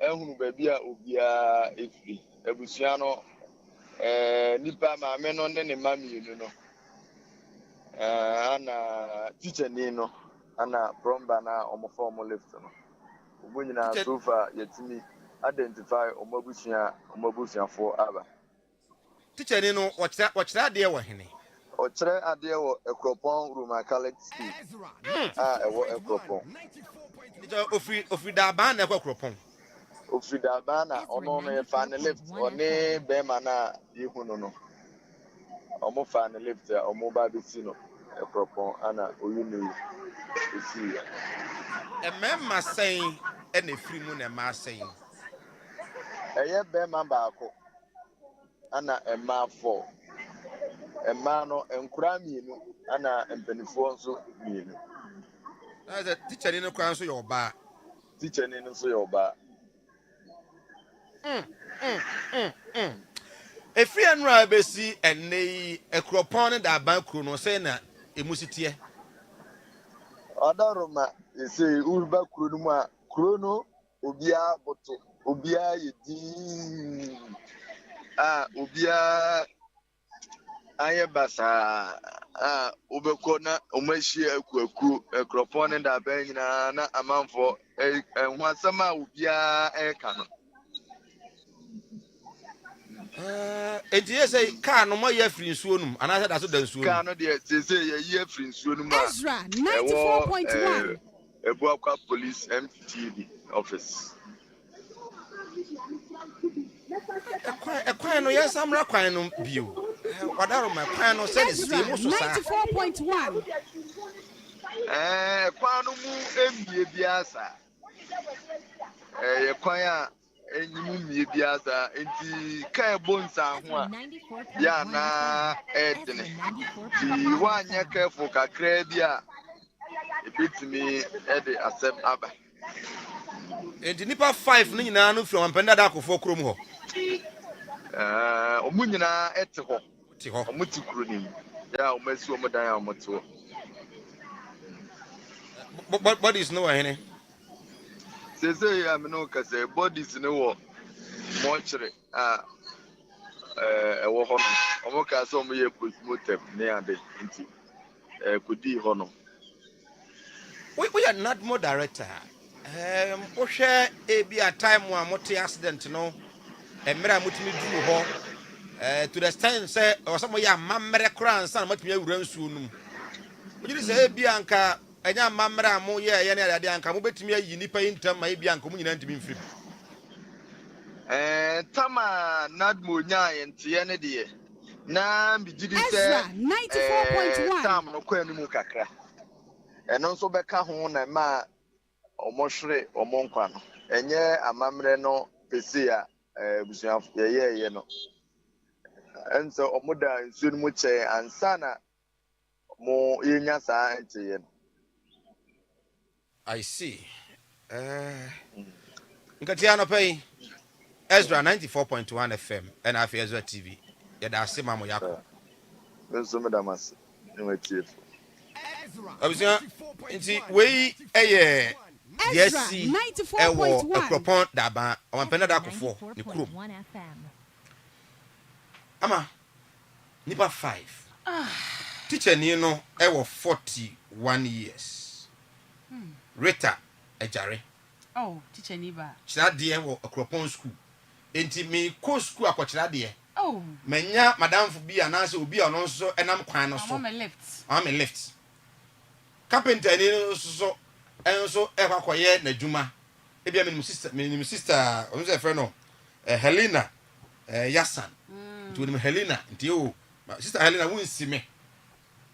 And I feel Boama Jesse 28, Lordina Yasan 10 years, and adoring Ezra Yasan 94.1. Umina. No pay. In fact, news near. Oh, gentleman, who's that? Untiminya kwa no mu. Akwane bone bu say ya no watiem. Bone bu no watiem a young girl, she the school uniform. She the school uniform 10 years. Young girl. One family. 3. Look at this. Look at it. Oh, serious, my God. Now what you need? Now what you need? Now what you need? Oh, kola no the nekono. Kola ne bomb. Oh. The nekono. Oh. Now what you need? Now what you need? Oh. Ezra 94.1. Now what you need? Oh. 94.1 FM. Ama. Ezra 94.1 FM. And yet. Ha. Wow. My busian for and omanfo ina yako. And I think say mom pe the assembly member wokrum hono emaye na ye no eni nkomo. I say car no anya car no bo aben. Blow horns. Say bia anam no oba ben let to say bia wo yakodi ni lame. Na yeso car ne na ebia onamo a obitimi kodi wo lame. So Debia in the course of what be do lame no to be born a bang. E man be din on lame said be ya. You get a point. But when you could do, you must shame. And that is it. What to change? That no. Yay. And the nipa mo biara no pa e kwa adwuma no. They ended the day. Say you chat body high. Look at that. Oh, look at this. I was already bra. I'm a Facebook. Mummy Facebook my Ezra 94.1 official and I feel doing about Kofi Asante in on Facebook na you share Facebook messages 94.1 of attending the musa in fact won't me share at you Columbia no very serious very serious very serious in fact Ezra 94.1 for voice to the bra 0531455105 0531455105 for voice note to the bra my voice note no pay video I will share any nkoma wuti no no pay my enya voice note 0531455105 0531455105 I Ezra 94.1 FM and afi Ezra TV. We man penda da kofo ni krom daba. Very sad. Very sad. If more about comment bi aba ngom na. Yakubu Dombote or say it's so sad. I don't pay the areho na because me hu asem bia obeka bi. Ade na areho. Areho pa. Oh. From Nebehi, I say I'm very confident Ghanaians won't disappoint Dr. Baumia come December 7th. Ama. Over Facebook, now the comment at all, better acknowledge you, now I can kind of Masaudu Kumase Bantima, or say I urge Ghanaians electorate that it would be to be a political and economical society if they mistakenly vote JDM. Okay, Timontoma, Dr. Mahmoud Baumia, and also the Abba, and so I don't know. We the autonomous data. Ezra 94.1 FM. Bra Facebook Ezra 94.1. Ezra 94.1 official. And after doing about Kofi Asante in Facebook, Oba now the comment at all. And pay a very sad story. More about Facebook, more also pa.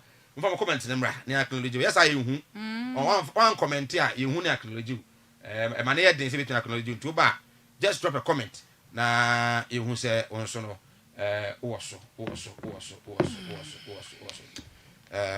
Ama very sad. In fact, 0531455105 WhatsApp voice note whatever. Na etumi akenkan so na say ebo e dey amount. Miraho. Dache hima nana kwadwo opon bampenase ono se ohwe ya na no pay dache ohene okay dache ohene ohene okay yara say duba na amehu na etimi acknowledge na no pay ama miraho pa enipa enum bianca G and I'm just a sabre no said na panini kano sana ka nipa wo ho a ka bianca ometimi ayi omontamu a ke bianca ye benya ba ku bia na mienu bianca that is some dem nsuo no mu chei nti one late information and a koye so assign late information na koye no eti me bo minim se ye san kwa kogun san na ye wura nsuo num enti na de besia na si ye no ba sa no se dem report ni chem no anwea ka na bo mo so aba me gidi se na odi omochi da bi na ose no mu bonsa ho yes eti wo bo kwa na no bo aben no na pen na na okoye ti wa hunu bi so ti be bi na bedro na hu se kai da nsuo ana ya ka no kwa na hu ya ohun ye no one onim said eda bone de be de so no betuna ko nsuo no two ono be onim dware three I was some informing nadmo fire service ndi nadmo fo kwa no so obi kwa na assembly mu nika nadmo fo na kasa kwa no be na assembly ho ka ni ho yes ade we ekunipa me kai se mike inshaye so ya kan na meti inshaye so ya na ahudwo inshaye so na uko true vine lane ho no mo na omo electric pole CBI sisi ani mo ho ana obi ko fa electrician say o maye adwuma say China fo ni bi so o maye street bulb e ma omo na all frusro wo no on say sa protective we na was wo de hye bon ho ba no say ye ha na ye je ho akinye to de je ho akinye antutum say o fa ne say oh street bulb de ye adwuma bi anya adwuma bi ameka say sada na e holiday etum so wa amfa ne say ye adwuma bi a kire so bi anti wo mo so ofro ne saa na oduru suru ho na na che say ade ni kiki no na o say o mo bibi no mo ne so o mo na ne furu we no te kiki no osoro san eyi no wantimi ametofo ade na so ne mu osoro ho e na ne ti be hwe po no na nya dua de ni bi wa hu ba ko bi na concrete de ni bi no na de ma asem ne ahomete ne se time asem ne sie ne time a ye free police sie fire service we brad e bia sabre no ke hu ni ntemu a o sensuro ma ne timu paye ma moja no enwunu na bra Ben on Facebook I say so sad, my condolences to the entire family. Latif Ibrahim I said this is so sad. Kwajo Lifer I said so sad. Katakyiie Edward Boateng so sad. In fact sorry no areho asam na ahometi areho asam na dia ahometi asam na ahometi asem na homete ama yeni jaka kamera ba boys no sakra na ye ne Morris Ampan so edi ko yeni jaka Abusia ye kodwom na obabia wo kodwom na openku ade betwe uti aye ato Fantasia ICA relaxer na efa twi uti no uti nwi na den wo twe amfe anase da bia uti nwi no ebubu na fe ye ho ano edoso e wo uti nwi no ase a eye Fantasia ICA relaxer eno ani kupapa ya ade betwe uti Sonia Cosmetics e de aba adwama so mama Sonia esa de V1 deodorant aba no e na ade besiesie ho se udware no pa bia na mpese enka beje ho ana se bifre bete wa na obi start so oswete obo se sent e free chire ba ne enkoyie bomodin se da ne da wodi V1 deodorant wodi besiesie ho na bibia aye kama kama ede ama wo na V1 body splash no so e wo adwama so no so no ma ne deodorant no ye ma ne mema de body splash no eye mema nko a e na eucie V1 shower gel eye ma ne mema e na wo munyina betime ayisi a chese ebeboa pa ama bibia ye kama kama e de ama o se Mike so bebam kakra na ma ye me huye na me voice no right nti ye fast dan so emfama Lucas Travel Consult Lucas Travel Consult Lucas there yes o do betu kwan nti enei American visa na say lottery a man for ya say omo air to bia no Lucas oyema free na say bi kwa say ukose onye ma na utu kwan a o say on use ka bia from grand to grand obeje visa na ma e ba ko dura bruchiri ansana obusu atu eska no it is enfa na pesa ukọ be bia ma ukọ bia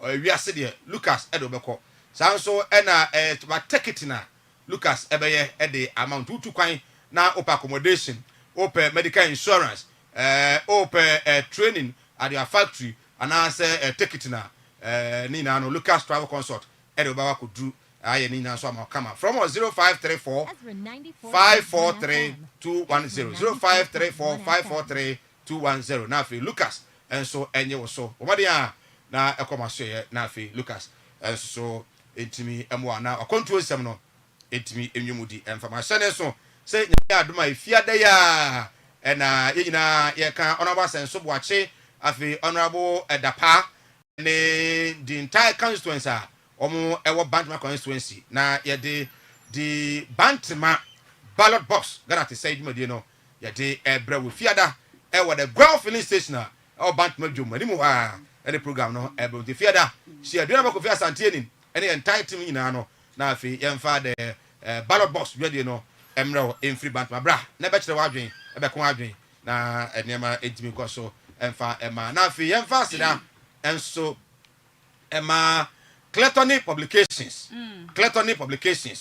say a printing bia general printing graphic design open large format and say printing bia na also na ware engagement no ye shada ye souvenirs kama be ye key holder e bi on ma mag ye de nom tea ya tea cup no ayi nkuma na wa branding no packaging ne kama ne nyina Cletony Publications wo mo ye bi fine pa ebo no ewo form sanso ana wanya ye posters no an invitation card and brochures ni nyina eya akona Cletony Publications won mo nya bi enfama eba ne posters any banners nso a wo mo ye bi pa ebo ne da form ebo no eda form ekuo any political parties amoye t-shirt any cap no ya na mo akọ Cletony Publications na won ma ye bi e de amamom our Safumu Light Junction wo mo eben Delta Security atonso kwan so ho no a eya afre Cletony Publication e was 0244 483 646 0244 483646 na me kan fo mama Sonia so ye e de amount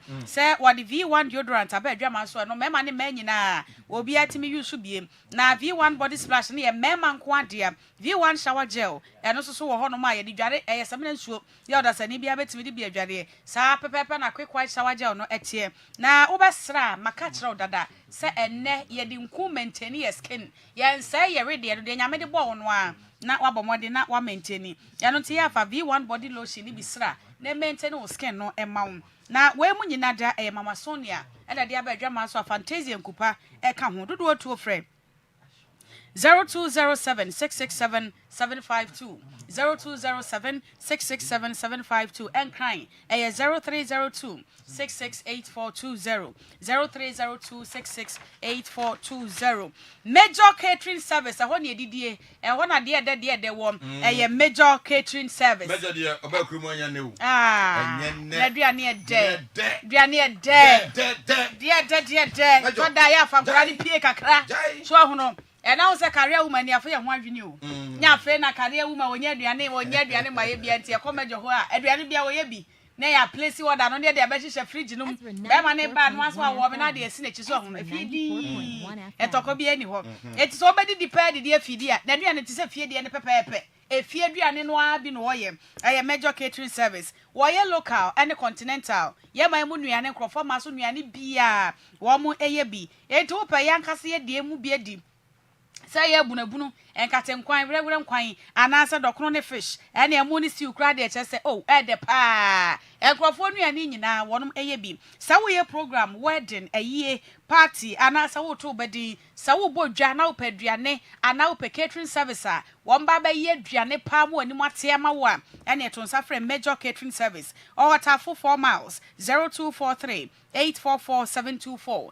0243 844724 frepe ene medjo beto so papa ye ko angelic herbal and spiritual center yade ya pa mesimi ni obi a wosi so na kwa bobra no wo ne sa yade bi free hin ebe kanta cross no na che say oh mesi obi wa man ka wonyini ye na so yade ama na ba kokora mo wa babre wa yade ahodo ni nyina angelic herbal and spiritual center kasamfonyini so erade mo me dey bishop my close able erode wo nyankopon adom aye angelic herbal and spiritual center na wo tie nkan onyankopon adom wadom enimdie honhom akwankyere yenim haban ni nubuna ninsiri nnuya hina wonyame adom yede sa yawe obi hwem hyesie na se yawe bi agina braba boso a wanante ba ko mienu no miensa onto na momra kumase abrepo dwada dam no ni bishop michael sebo subeshia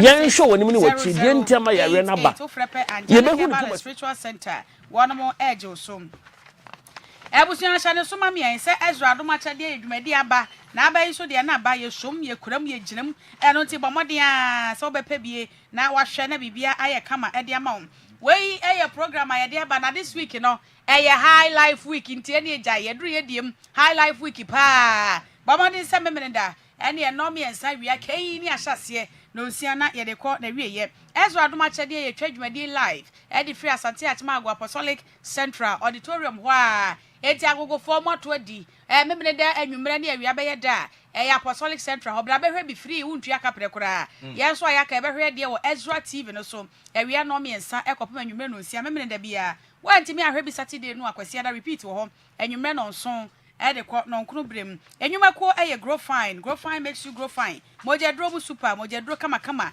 ya ebo awoda sani bia se wo pese wo bo ho ban free yade ho ana wo de wo pese yade kora be kan wato ho a wo de da ne da eyanom grow fine ni bi wa hu se koko no mde yeye eti mo ahode ne ye bebrebe unya bi no mu a ye be bo wo pa ma wo so ni padua no aye kama afei wo ba wo menses sam na te sei wo de no eba na so ade be chi na twa wo ba bi wo ho a wo so wo ye ne menses ana so wo ye bra no a agye se wo no kora wa de sebe ade afanase ansa na ohunu se wa ye bra enye normal e wo se wo flow na sebe moja sufi ni nyina besere kro se wo ba wontimi flow a eyanom grow fine moja dro wo so flow no eyaw edi akira eye grow fine wo bepa bi ato e wo pharmacy ana herbal shop bi a ebe wo na wontimi na wotumi didi wo nsa no na tititi so a sha no so se wadro eye grow fine makes you grow fine 0244 596 532 0244 596 532 Zia Naturalist Clinic Dr. 3 days eye nansa pe na yade bia adwane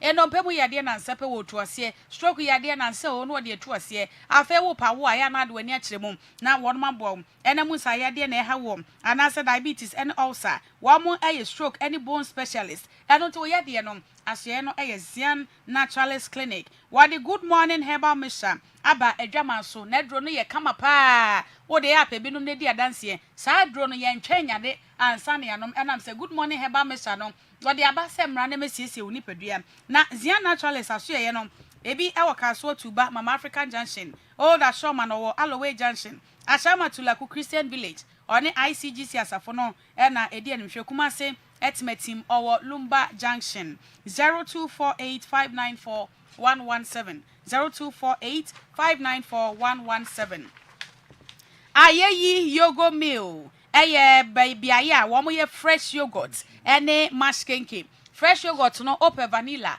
and strawberry maskenke no de pa ye tobi go fridge mo ye de gi ahoho yankasa so ye yemu frefre ye ne a eno kwa wutimi di no amen so ho no aha na wo yemu abai sa na wo ye aduane na aduane nya me ya na wo de Ayeyi Yogo Meal ni bi na de abase afei mesra wo yo ba enne ye ntra ho fa ye san hye de mrefam woni adwuma ye a we kakra bi ekura wo bia no wo de frɛ Ayeyi Yogo Meal na gibi fako schools no koton unya joint bi a na de esi wona wo ton ntem se ho fa so no edoso wo mo san so eye pastries eka ho eno ti fra Ayeyi Yogo Meal e wo 0244 324 999 0244 324 Dank Natural Healthcare Complex ahutofie ade enko ade afakọ Dr. Daniel enti kwati na so ye Dank Natural Healthcare Complex na wontu yade no ase stroke ulcer arthritis hypertension wisisi na ye o ya wachi bra mututu wanya hepatitis B and C be ma wo de na low sperm count anasa warefo awo no kra na emma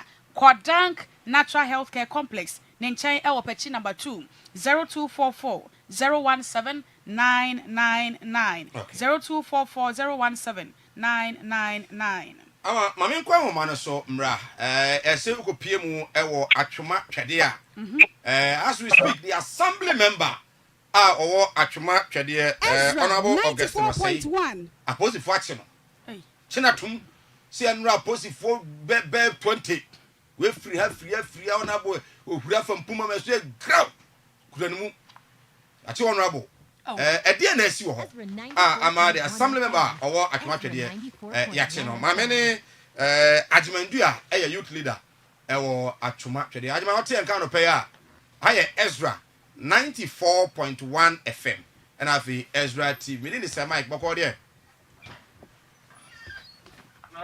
ajima bia boko nyamiadom me ho ye pa mbate na so nyamiadom ye ho ye pa na edie na esie ma mo assembly member a ono no eboa mu ewo mu electoral area ese aposifo abechini minya medasipa mecha oni yetifi ya enema kwaso atimate de bia me ka se enyenya na airtime yetitwa de yeti ko maso biunu ya no bia ni FC be ntibe ahama ya hata ya batuna twede atagoto wewa oseji kuada ma atantlewa o ma ya be bitina ya ni ko maso biunu yanka bi shiri enkofo bi ti e ko mu kofu konfo o mo ne nana ya be hono o mo pe otu body twede ata ama ya be hono aya be na be dukura mo ni enti o mo tata ye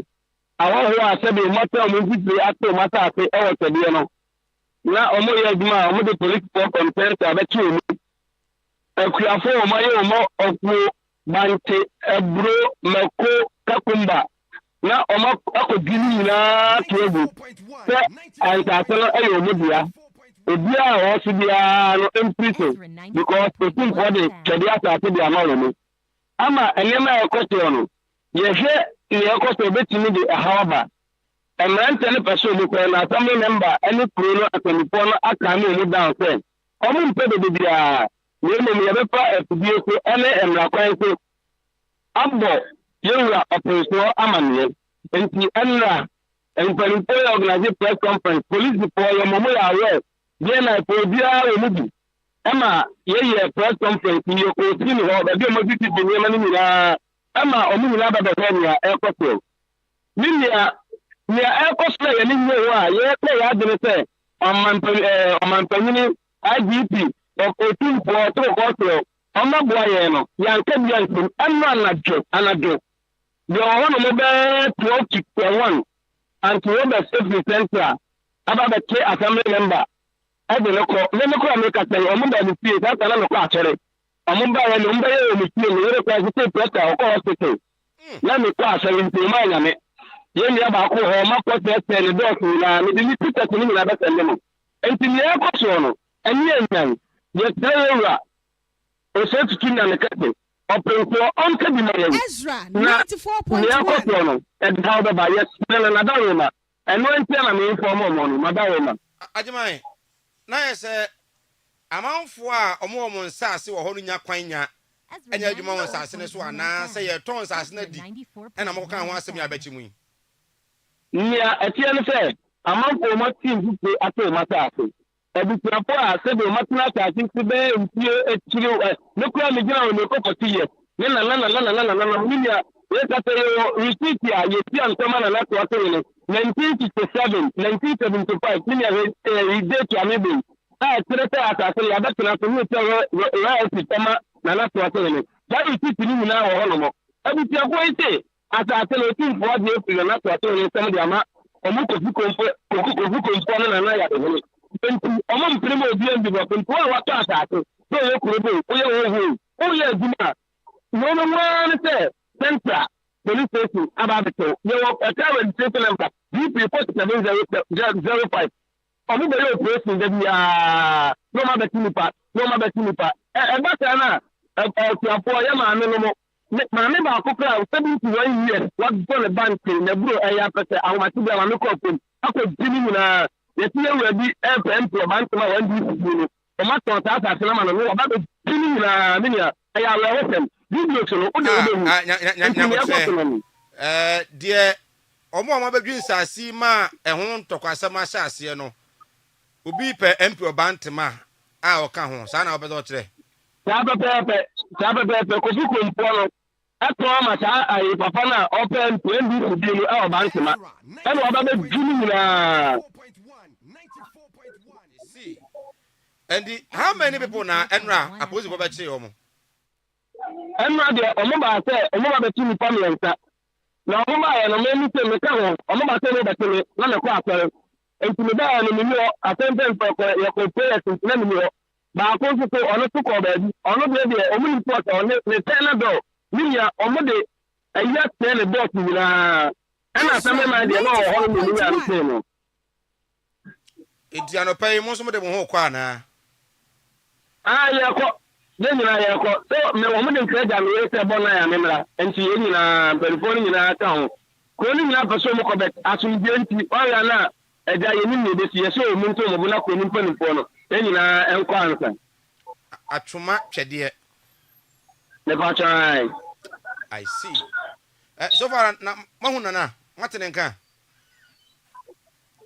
Ne pa twɛn ɔda wo ma nana deɛ na wɔka na asɛm yi. Sa asase no owura nti kuro no a twɛde ho asɛm a yɛ kan de nya dan ano a yɛ wɔ ɔhene a wodi kuro no na yɛ tell sɛ anamɔ na yɛ kɔ so no na to ase hene ɛna twɛde asase yɛ ne dia na ɛsɛn sɛ nsɛnsɛm bi kɔ finti no na asomdwe bɛbɛ kuro no mu no assembly member ɛne committee mmerante wa no ma yɛdi wɔn no ka no ɛyɛ sɛ yɛma press no hunu yamma na na to ase no no bɛbɛ ka sɛ authority sɛ yɛnyɛ bibi saa nti no nukura ni na mmienu ni ɔno deɛ ɔno wɔn tɛkyɛdeɛ ha na mmom kɔni mpanimfoɔ ɛwɔ ha ebi kuro ɛrɛm ɛwɔ ha kɔmɛti chairman ɛwɔ ha ɔmo nyinaa wɔ ha no sisi a mene ɔkasa sisi 94.1 I see nti mu nyinaa mo de mo ho kɔma central police nyɛ saa pɛpɛpɛ. Well, you follow up on this story. It's a developing story. Free atwoma twɛdeɛ ɛba.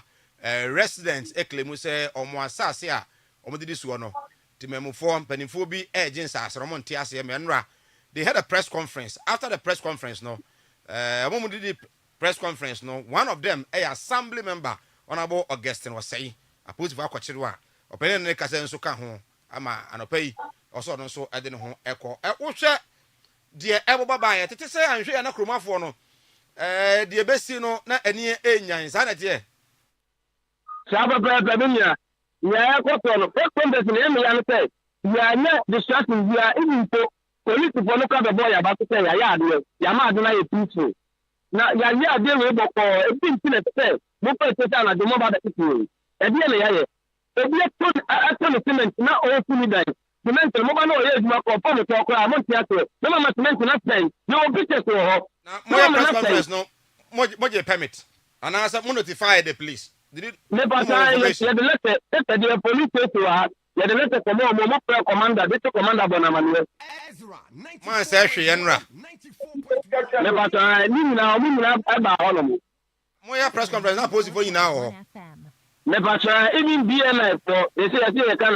NIB we me say can it at that time no man chu bia me ba ta dey no man ya arrest bia man say hwe and arrest bia Debbie yan ko see the discussion bia okay ajima ore yan fa osia ye be san ba na bibia ni abedi nkomo me ba to me da pa ye ko atwoma twede Ezra 94.1 ti ene mabunu no omo se omo nsase ye jomo ntiase enka na nka mbrafo ngwakrafo no ene ye jwa asase a omo edi animu ba ye se babunu na ha se edi animu na no da adwo so oda ho di mabunu edi animu ye so sa mabunu no ese assemblyman dey say or central who's for kochi ama na very sad for me say na mentiase akwese demonstration sa vamo nkrofo koye in the process of demonstration yen chu bia so na afi mo wi amututum fie no ni abane abechichi mo we na assembly member na so na lead enti ache no o maka no mo lead na chu mo man say o man nya hwe but ebi so ana o mo so no so we listen to the other side and assembly utie fa good we mame na PV atnasia no pay okay we say about you say you na white yes so ni nyina white na mimi fie die unya be 45 okwa uturu nyina afita about you say uturu nyina ba mi so no na die no die ba so twem we say ono kwa say aban ba kura on pay ma ba on pay so ti utumi say uguruba but we say akua don ko any event say papa yi sofu yi kirabo som die no nya say okay and pay people trance okay doctor so be trance okay na afi we are expecting Morris Ampao okay so no so be fa so yi so okay na mahama kwesina obusa ba omia no amanfo si so isa ebi a PV may have more okay to ask but me ne be so akodi nkomo e wo de si ye e wo Mwabeja no okay because I think it's a very issue it's a very sad especially say tradition entino say nipa na kure ewu a e wo say ye twen egu nsa wi a say mesi nsuo no makoyi nipa no nipa 5 omnyina wu tradition enti ye ntimi ye bibi quickly na yes ntimi sire nsuo nsa na we de wadaroma ye be ko fia ba no nipa na wu ntimi enyu omnwe ya wadaroma me akoya mamra say me de na minim say bi a say emu no ebi a ye hunu akira kwan atosio ene egu nsa na nka yi abetokoko no so ho na ko afena ko kwasa kwato ene ya ade nipa 5 bani for ha de mti be jama wo mo we mame Mamenes moringa drink infusion drink no me say ya pebi to na fasi fie na nom na na ni adaje ma ya de wota no bi e beboa pa mo ahode ne doso emu ahode nuro no ani nipadua no niema nipadua hia nyina bi wom wonim say moringa nko a moringa so de me say wonya product bi na moringa wo mu antoto na sinam say ya de papa so won fa so wo mo de aye mamenes moringa infusion na wo ye no we no won ma ya de wo mo amfa akọ ene esiche ni cafe bia enim bibia eye natural obia betimi anom agise oba wa fa furo pe na etimi enom biem hyane so ma me so wo diabetes anasa wo obi a wo honam etatutu wo ena obi adwuma de adwuma bi enu wada fom de wote fa ko ba so no beka mu asema kire wo de ogina ho so so utwadwo na de ogina wi aso kwa de bobo ye nyina ye kodu fia ye no mamenes moringa infusion no ade be che no na yesanya hode fufuro ya ye de ko enwuma so ye benya bia to e wotachiman odopi herbal shop wo kumase a ene ebra promise herbal apidank mr nicole nank ho nyina benya bi atom mankesim ko ahomka herbal na se jeff herbal nchen na kwaje wo de ka so a odopi herbal center eben obatampa fm 0548146105 0548146105 Asabet travel and tour. Bronyai say Mike me ko Dubai. O ko Dubai. Me ko Dubai. Oh, okay. I me ko dwodwo me ho pa. After elections no. After elections no be wie be do on so na adoma chade nso na ewie. Na chese ma ko gima ho me ya me ko Dubai. Na Asabi anasa Asabet travel and tour. E na de me ekro. Was Christmas holiday in Dubai ampaye moa 27th near 2 dada so ho no. Ye kwa kwagire moa ye di new year wie e na first second ye ma third ne fourth no afena ne ye ba bedu kroma sei e teacher no so wo say Christmas holiday no ye kwa no be so ko bidi a e de bomode aka ye ho e 27 December e kopim 4th January na che say yetimi akogye nipa wo Dubai ho na yetumi aba na mesro channel so set registration asha ase die every Saturday ya kopim December 22 na ekọ na wie ye eti se Dubai no be ko bia bomode a na register sesi a moye abusua e na mpesa mo ka bo mo ko ene a wopese oja wo yire ho na no ge kwa ni nyina kwan da ho ubeja ukunu ho na no boy akwa ene kwan da ho ye chi wo anyam na meka ye ehe na chese bibia aye kama ye tu betu kwan se eye abusua ana se companies schools ena mo pese mutu kwan eko Dubai a ene Christmas package no efu ye ti bomodin afre na ye registration no na package no se na tie airline ticket eka home hotel baby akwa dan hotel no eye bed and breakfast deri bia ojo visa no amount afa round trip any transfers nyina what the be amount ye kwa eye desert no so safari desert no so ye kwa akwaji anipa sa so na eye marina do cruise no ye kwa akwaji mpa akwahwe de wi asisitie half day tour family package any said ye tie no sa companies any schools de nyina e wo hono mo eti bomode na register free sabre ya e kopim December 22 na registration no e ko na wie ye Asabet travel and tour e wo Kumase Bantama atwema poni Rural Bank na brosan so hono mo a e na wonom so e wo ya frem 0247 734 849 0247 734849 0247 734849 nyumeko ya da woroma e na wo maso ye mu a ye de Ezra doma chede ye de dwumadie no ebrawo na ye beba afode ye kwa akobo afode e wo House of Ezra Worldwide Ministry Prophet John Stephen Wesley Kofi Amponsa Papa Armstrong afia no ahia biem eno tie nyina ye nkonko hia mu e wo House of Ezra asafo kese ye wo Kumase asonoma so kwanta ye kwa akobo afode ye pa na ye de apagya nyame asoda no asoda no nye ize kakraka eti we no bo afode no atim sampa nyame asoda no ye pagyasi wo wi a wo ma pagya kura wi na chesa kakra bi na wo no ma wi anesa eso papa asoda ne so tim sampa usika wo mu a wotiwa na wankasa wa honho no enam se nyame adwuma de ye pa eticha ne so se November bosom de toso edumienu e de kwa candidate toso edunum ena aforibo yi ye hyase e de akọ na wie ye na ya semtra ye gina so abo afode afi ye Mose ngum etoso mienu eti aduonu emiensa chichemu edunsia kenkan ho na be hu se aforibo eso wo faso efri dwade ko ye hye ayehu ase ayehu case na yehu yes na yehu enti we na nka jama yehu fo ayehu pa enti dwada e kopem efiada next week e na e hyase da bia bomaden sa nwumere no ye sorry news no so a na ayehu no eto aso bomaden ne hwebi na me nua adua na ba dusi poku konfanko e na di dwumadie ebre wo na pe Kinok HG Herbal Clinic wo mo no ni binom edro ne ye kama na sen wankasa wonim nipadua no ya na ye bre eti bacter fight mixture no e wo hoi die bomaden ne pebi na immune system no enye kama efa maum immune system no ba ye kama na wo se fi bi e wo nipadua mu bi afiri mu edro ye dwuma ye ne se besiesie wo nipadua arefrie e na e wo so anasa wo menses no ba emayi a wadro e ye bacter fight mixture pep mixture e wo ho e de ma obi a ulcer e ha no na libido no very necessary so no I'm not in the mood Mr. Obomaden na pebi na bibia enko yie ma wa ya ho ya wani ase nyina ya ho ya ye se woni moja wadro e ye pep mixture e be san bo mo de di yie no ahye kama na ahotutuo ni nyina eto ase e de ama enu ya buso e wo Kumase Colnac Misty Herbal eni apidank oboase Smart Herbal encrime Kingswalk eni Kinok Herbal Sunyane Cap Pharmacy na Mose Pharmacy Bogoso Unique Herbal Tamale PK Gombila Brekum e Kinok Herbal ye wo Thursday Market ana ye Wadajum Takrade Crisis the answer eni Nimdie Herbal Techiman e Yopokwa Meya Pharmacy Dudu to Fred 0542 397057 0542397057 Sama 94.1 right sama me nasi na nation mo sign for me come back to the Achuma Obeja North daba mo fa videos non to so me ano pay PV Daxon a former presidential staffer and the senior member of the NDC what transe and pay my voice note no enche baba mo enche baba voice note no and so amamo I don't know say people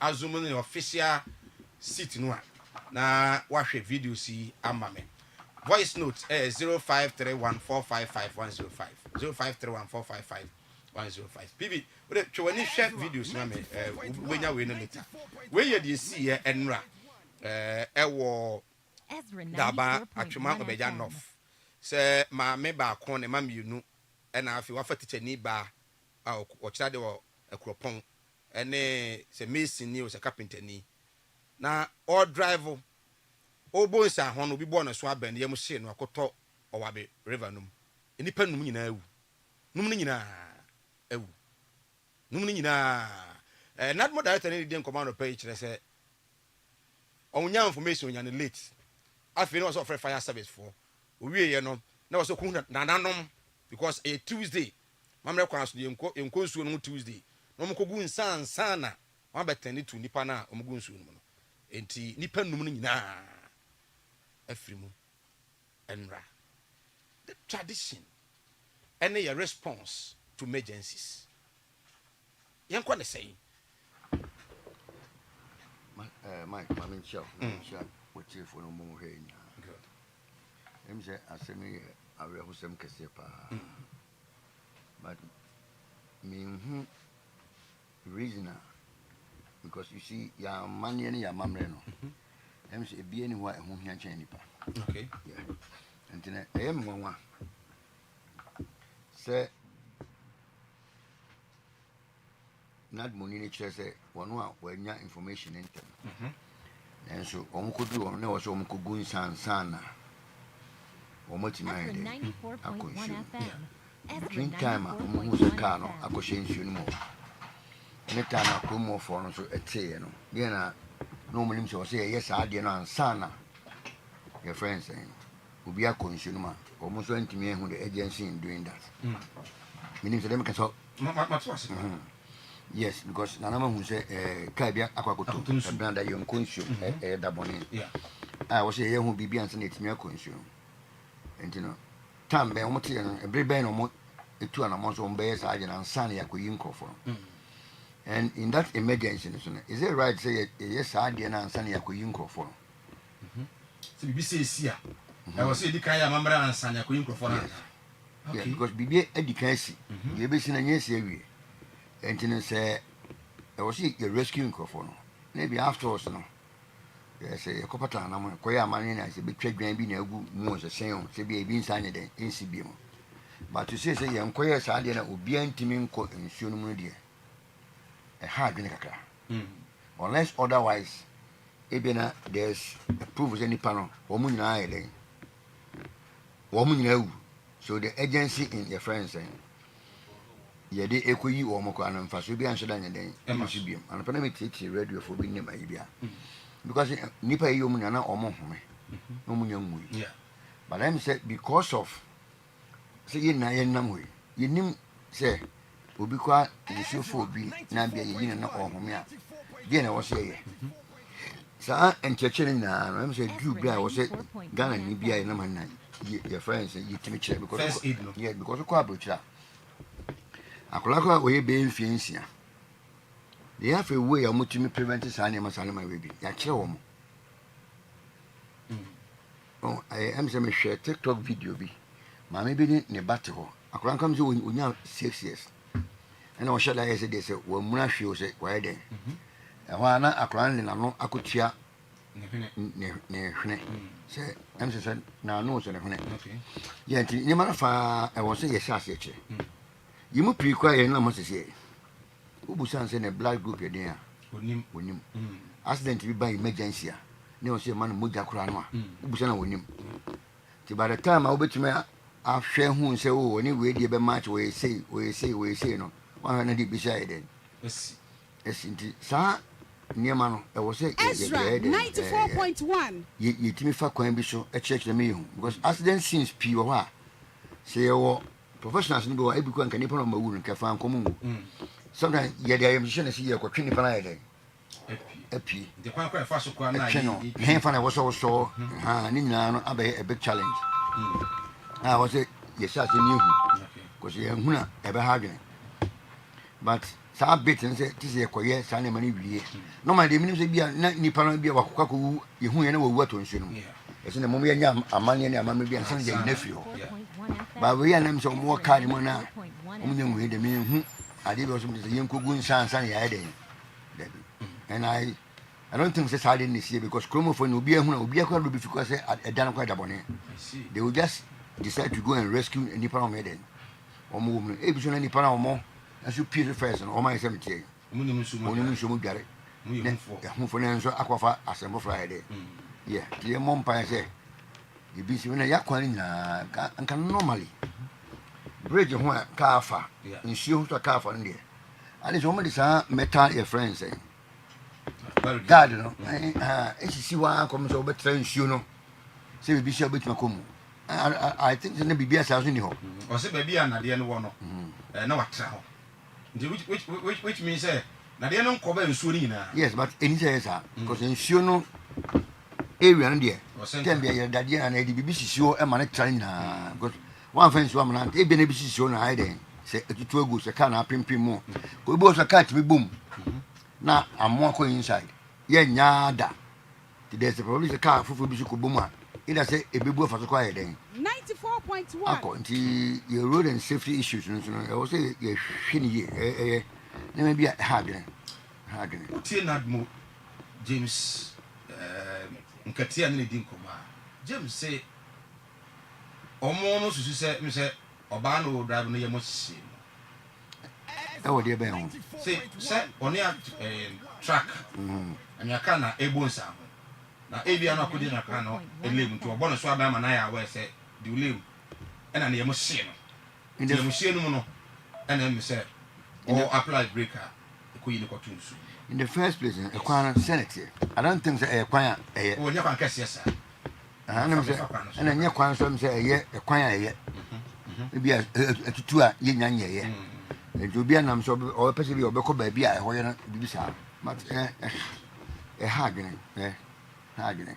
Not move phones, no. Woman, you're well resource. Necessarily require say, not this, no. So not move for tea in 5 minutes. What do they have? They exist by name. Woman, not move for any shade, be named over cockadation, maybe a pick up economy. Because in times like this, life jackets, let's go and find us a mobile.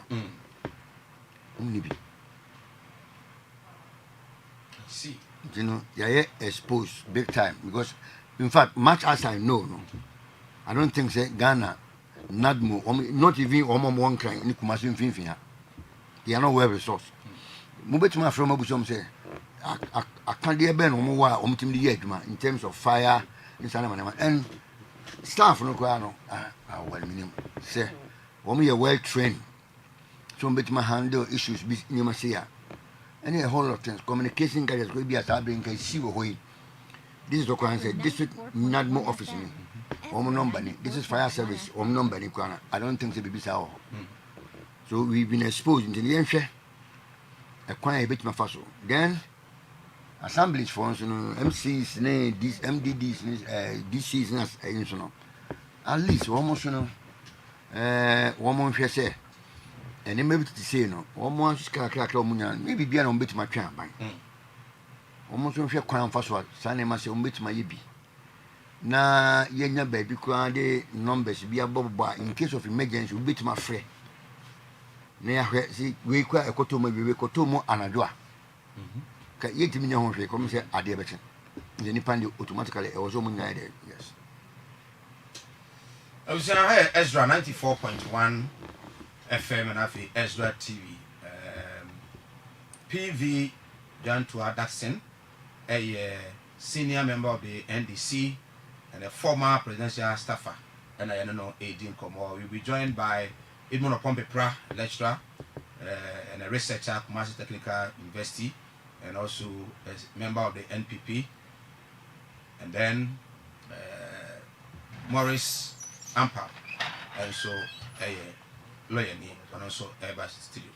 But that your more voice, no kakra, amount for voice of come there by Intia crowd. We will about 0531 455 105, 0531 455 105. Na Yabodi. Ezra 94.1, 94.1, 94.1. Good morning, Sir Mas. Ezra 94.1 FM. It's your one over for. Sir Mas, my men out here, no. Your mama on tia konwa so sese o. Ba omia ba nsama o kan ye nyina Ghana ni o Ghana ha obi ate. Akufo ado se on na ba be Ghana ye. On na ba be so dollar mu. Omia so de dollar akokoma IGP. Waje safo de akokoma IGP. Local dollar. Ode safo na akokoma IGP. Ba omia kan sansem we nyina. Ene dollar he ba bia dollar wo. Ene aduane kora ye ntimi ntondi. Asɔfofoɔ no a wɔkɔɔ maama fie no maama hɔ no asɔfofoɔ no saa kɔhyen wɔ yaa na wɔbusa maama woba a simenti wobɛyɛ ne dɛn woba a iron rods wobɛyɛ ne dɛn Viadante memwache mu adwuma monkɔ so mu adwuma pa saa ba omia na mepɛ no asɛm paa but ne nsɛm kan yɛ ama madwa ne papapapapapapa ne nsɛm kan yɛ ama madwa ne papapa wo asɛte one something questions ɛde ama obi wo so wo ba nyinaa obi anim sɛ economy na wo yɛ best wo wie ya afɛ deɛ wa asesa ho abɛyɛ IT ɛna ɛsɛ deɛ degeta dollar so take akra wo so wa kyɛ no de ama IGP safo akɔma IGP de ato ayi ebu fa no so a wo dwane no deɛ afɛ deɛ wɔn ka ho asɛm kra bi na wo nim deɛ wo deɛ wo to wo yɛ yi specialist wɔ ho no wantimi anyɛ ho hwee abu afa so awi afɛ deɛ wo so yɛ divestment ntia fa Jennifer Professor, good morning. Yes, I'm because of that.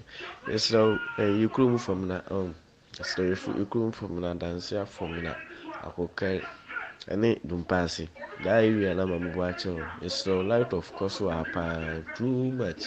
Too much is everything is bad. Into Mumusa, you see, penny no down. Same crew now, maybe born. For Tabaha, no me why. Yo, Semas, Machano Pionia Beman and Nabo Amani, Ufrumu Jamso and Hamikra, Mincha Dr. Ben Asante, and Dr. Richard Bodu, Gelfan Penny, Mincho Mopa, Na Anopedia, Mimagana, Manina, Yako, Nisha Nepa, Na Busia 4 Mushroom Point, a yaw, Tisempa, Anti, a Busia catch, you know, yes, Tumfunya Coupon, so on Chichomore.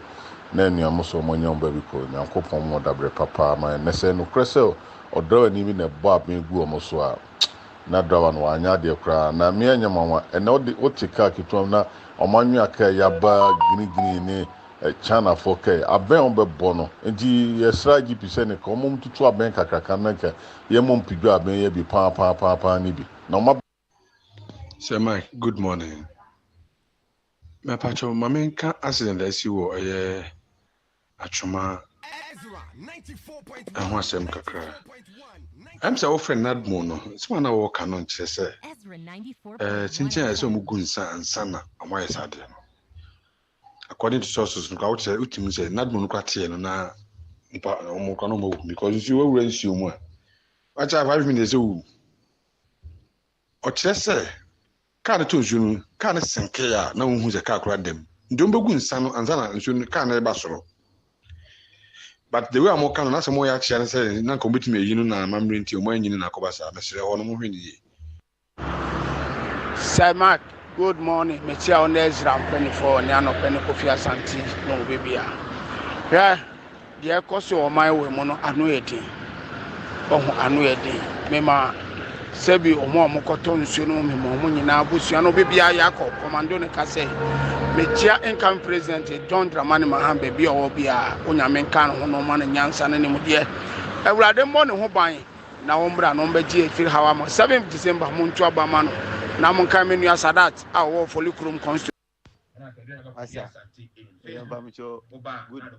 good morning very sad dear baby awu video ya mi we e wa na me sa side wa na me me wa dan kwa na we no kwan na wo saa kwan no mo nam so no esua omampanyini kufo kwa epenso no mo ye saa kwan no esua kwan no ba bi o mo de o sane saa free ni de aba saa nsuo mu on o se e free mienu e ba be pim nsuo ni ti o fra o be sane like o sane a o wa be foro e na o foro so aba be sane na se pipo mienu e na ye de e wo e na we no wenu nipa 5 no mien nkura no ne oba no oba na no wotwi kaa no ene ne nkura ne mienu no eye ne ba eye nipa me ban se obi yere ne ma ena wenu mienu no mu ka no no eye omo a no mo je left se bi omfo mu nkosi daaba ena sa accident we say de right the way yetie for and so adwenkyerɛ it is 45 past the hour of 8 a.m. here on Ezra 94.1 FM and of course Ezra TV yɛtwa yɛ ho na yɛagye nkratoa ba just in a minute or two yɛbɛsan ba yɛba anɔpɛ there has been a multi-million question John Dramani Mahama ebusa Dr. Mahmoud Bawumia and then Dr. Bawumia also asking John Dramani Mahama some questions. How would the response be? And do we really need these questions with responses in this time, 38 days to elections? Yakwaba.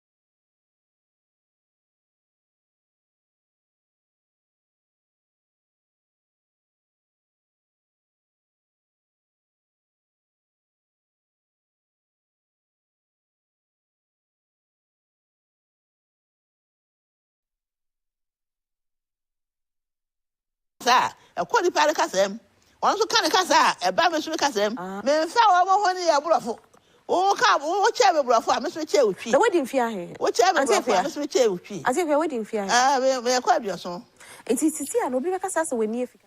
Right, Siena Sena Yensan Emwakwaba. It's just 2 minutes to strike 9 a.m. here Ezra, on Ezra 94.1 FM. Today being the 30th day in the month of October 2024. And of course, less than 38 days to Ghana's general elections, where we are going to elect 276 members of parliament. And I feel so, Oman Penny, I will be the name in fear and Naya and that Yenumi. It is Abri Aquadia.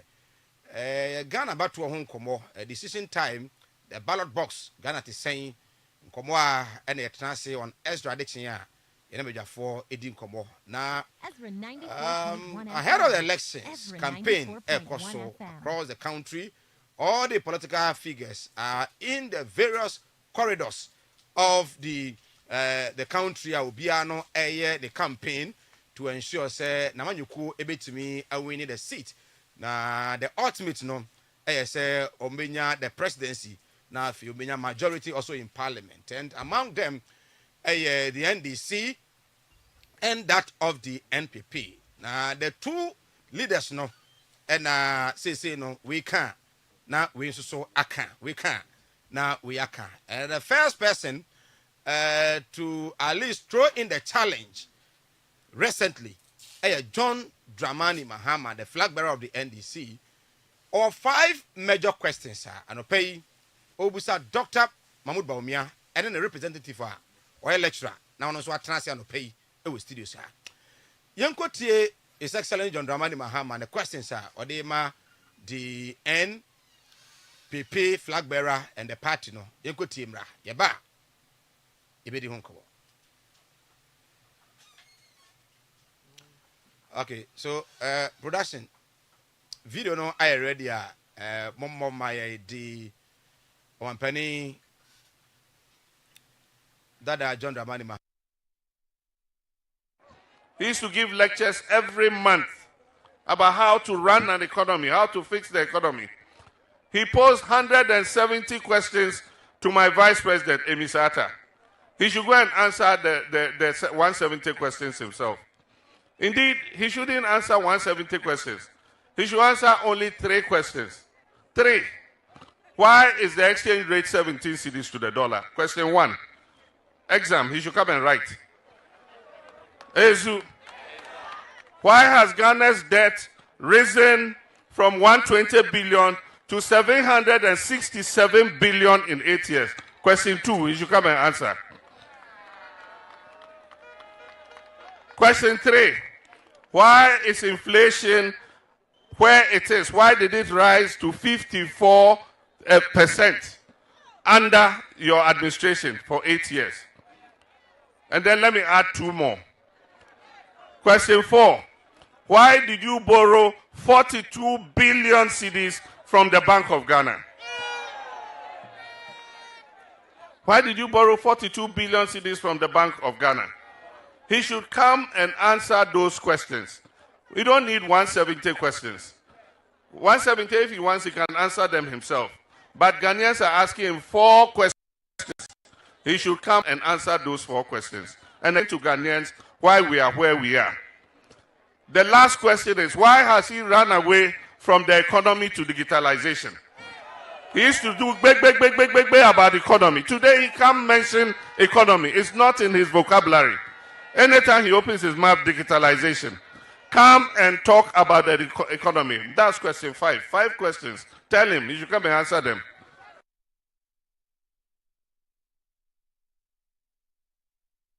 The questions are 5.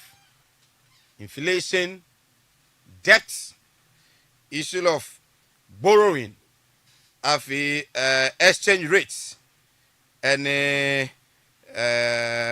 yes, the economy, right away from the economy. Say but of course, Baumianso, Ama Mahama 50 questions. Eti Muamo TV no. and that TV no so no. So as and when we go 94.1 ye be di e ho komo. Ma me nko doctor first. Edmond upon me pra chairman. A senior member of the NPP, or a researcher, or a lecturer, KSTU. And once upon a time, just last election, Simon, you couldn't your national executives, or as a national 94.1. So, Mike, yeah, we are. Be able to already a dominant hotel from Bible. It already see. My many until we get to just maybe a minute on a Kriadon call. Now, I feel with the questions. I believe you have answers.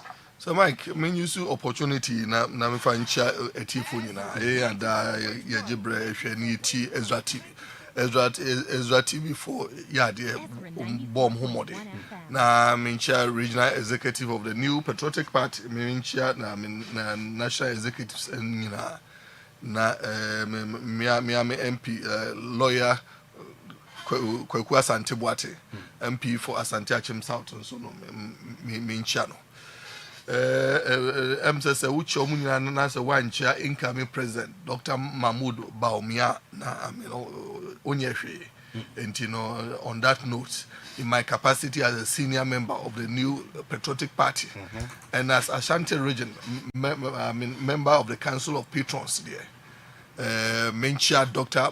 Mahmoud Baumia na the pass utu din say akam say how many days about 38 days God willing in 40 days there na Dr. Mahmoud Baumia Ghana fu nyina akra no as president of the Republic of Ghana. Na say Mike say enra de yante assemble na say we answer na udi can mention omo ana omo tika mu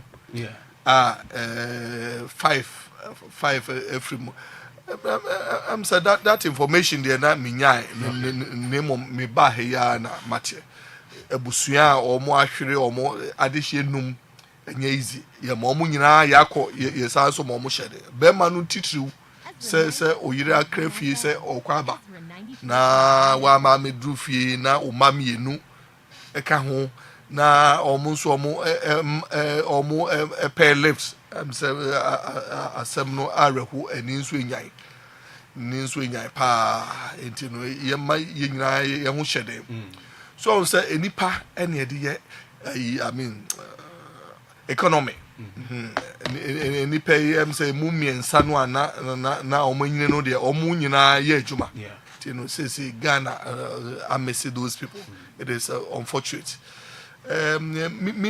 because mintie full story say bridge no na iswa ana say a head on ana say a omo bo nsa ho no we bo aben kese ne bo aben na ne yam se no yo ba na drive na ne yam se no dem say in an attempt to apply the break no and so be and this is an unfortunate incident na so say Mike omo mutwika as akese na du ba bia intimidation no e doso dodo oma ben no so ya na anu eden enti say utrinya one day I mean bibi say timisi say bia omo nam ekwan ho kra no a oba no say obema nkwan kra ama onso ababi no asem enti no I mean, so on say duty of the media no is to inform, educate, entertain. It do baby amukra no munye programs. Nanka drivers no we I think sanka you please for Jumani MTT road safety. But it do baby amuso no munye enyina money road safety for partner na education no enkoso omo mutwi timber cars and cars akese no e chese how omusi edi omu djuma no edu level bi aya na asfem ye ko Christmas mu nso no mesese Ghana ni bia anye ahweyi ye mpese atorenchem si bisi na se Mike me wie no yemra ye maame ekwadon kodie so me enra no pa na metie now all indications no just say wanyare ɛna wansa so ana hɔ ankyɛ wanyare na hɔ ankyɛ nka ne saa sɛ yare de bi kwa na yɛhyɛ no ho ba ɛhu very good wanyare na hɔ ankyɛ nti no a short time ne yɛte sɛ yɛ maame Ephraim may her soul rest in perfect peace. Enra obi make comment bi I mean many anye oni akro no SK say say obedi mini woman no say onu kra no ba manyo say me den na or dey buy so sir many anye no ene say wo hwe say ne osi bone homodin sabio enye education kwa ena nipa de travias ye hu omo a no omo ni education so omo am making it in life. Yeah, mommy, I'm saying level rising was assemblyman, assemblywoman, if my memory serves me. But what in your formal party, Egina as presidential candidate several times. The last election, Sikrano, been one no more formidable, or no easy, and your munkata and to the Aqua Court and Tintam. Mekaisa na one meeting kra NDC for flag bearer John Dramani Mahama Krampo make reference we say na officer I mean Benan Mona went him for me e bi e wo Krampo na I mean Benan Mona pedigree no higher e ma ekua don ko say on tia say o sorry challenge I mean den enti no woman wa ma education anye barrier nia osan so ball sesie ya na obi interview no oni akro no busa se onte brofo na mom onya daje chechem se ono ne language ani twi no empo okọ international conferences okwa year PC ono e candidate no a translate enti no ma no wa ma education first wa ma gender ahinda no so oyoba but formal party I could verify. I'm saying Ghana there aside I mean Nana Koredu Ajima Rollins no don't call it me a formal one party and from where she's coming from nani traction no a very great wama agents so no anya barrier ushani ma me no emfi ekwanim kakra me nsuranka me kasa around 70s. But wama enono I mean barrier. Okay. Aside that, brofo and nanche education. And you know, maybe I think that she should be celebrated. Okay. Yeah, state barrier. Why not? So I say almost are no motivated. So I say almost I mean in cry. Ekuyadonko can be found lightly. I mean asri. But all the tones and measure, you can see that she's making sense. Me kind famous one back okay say omwa e bia only across epic credits and I say what the normal person will say is say wa ko bank or kwa ko GBC na we ntimi antua near the only across kwa ko tum almost are no oba so I mean obeyi omunyina every you may take it lightly but or underscore the fact say so say answer now be able to call into entrepreneurship no here capital. Capital so in our part of the world no any easy to come by capital by any means. And it say only a chrono or struggle so benya capital na say in the process no ebia when you be when near the prison ebia financial loss and I say bibia or no there or ne court no enya adwene such people no should languish in the prison. Na nemom no obeyi omo pisa de baya omo betimi aye omo adwuma so on sir the wisdom I mean behind this no and he said only akro no eco jailer productivity no there's no way only akro no betimi aye adwuma etuaka a be lesson to others some mom call so such loss nemom there's no way only a crown betting my year Juma recover. Okay. I mean money lost. But Nkebia oh man yes 5 years see. Oh no ebia sikano krana oje no. Yenim say o de akwa share has say a year Juma. Yeah expecting interest on this. Said the bear I mean, odedi omukano betimetua. Yehu instances bebreya, and I believe Senka you use some of these models, and it I mean would have been far better. Now, just in a minute, I'm a preview on a don't call and matters arising after NT Simon, Mahama, and Baumia. Electoral Commission. Yes. Now, almost say, Omama a grace period of 10 days. Yes. Because a constitutional mandate.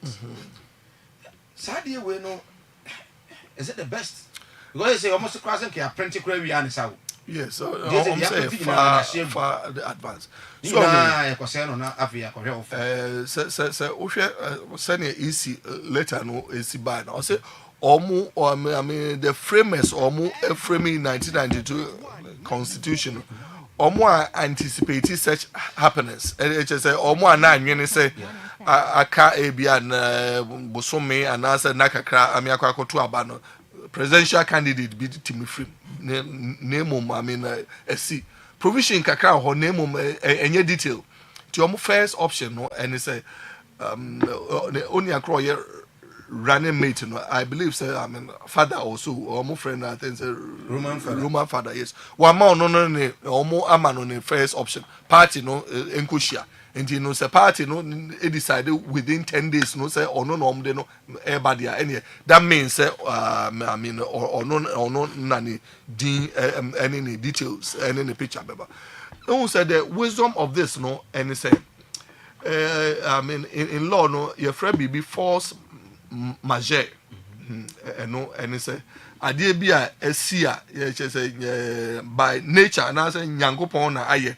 we ho hwe a enye yi now no I mean obi enkaze se bi ewu mra na emum aba edi en ne enye emfa wo untimi enyusu eno so and disqualify and as on this franchising party name say GFP Ghana Freedom Party so because any fault and flag bearer free it could also be say easy so apprentice or almost say they are far advanced be a normal print don't call so edin and then the pictures and into almost first of all printing issues be almost NCC munteki 10 days.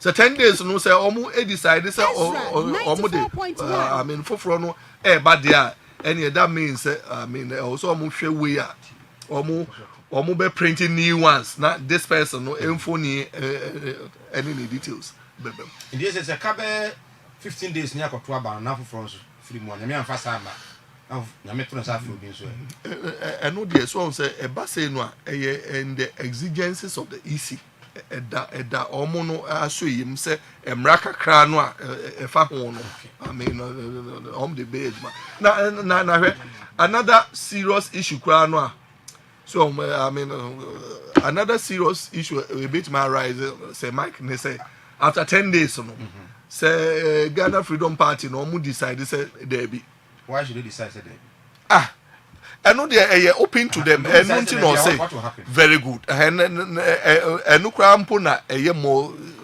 serious issue what will happen no near my bear me no and I say one and it's a easy no decided say omunya hon blank baby I mean don't call one omunya hon blank name everybody should maintain this position. Number two, almost no be team decide say there be. Say uja ho blank na say obi to ho so ano what say good and also justify. Enti omo echi no nyina obi anso no move down. But I believe we have a very competent EC by all standards. And you know, yenya we mom. Now you first option. I believe when they get to the bridge, very interesting. They will by all means interesting days ahead of us. Yes, very interesting times. The general election. Bibi, me too from where Ezra DC we don't call and the electoral commission so they are omo ede aba. But it's Dr. Waneboama.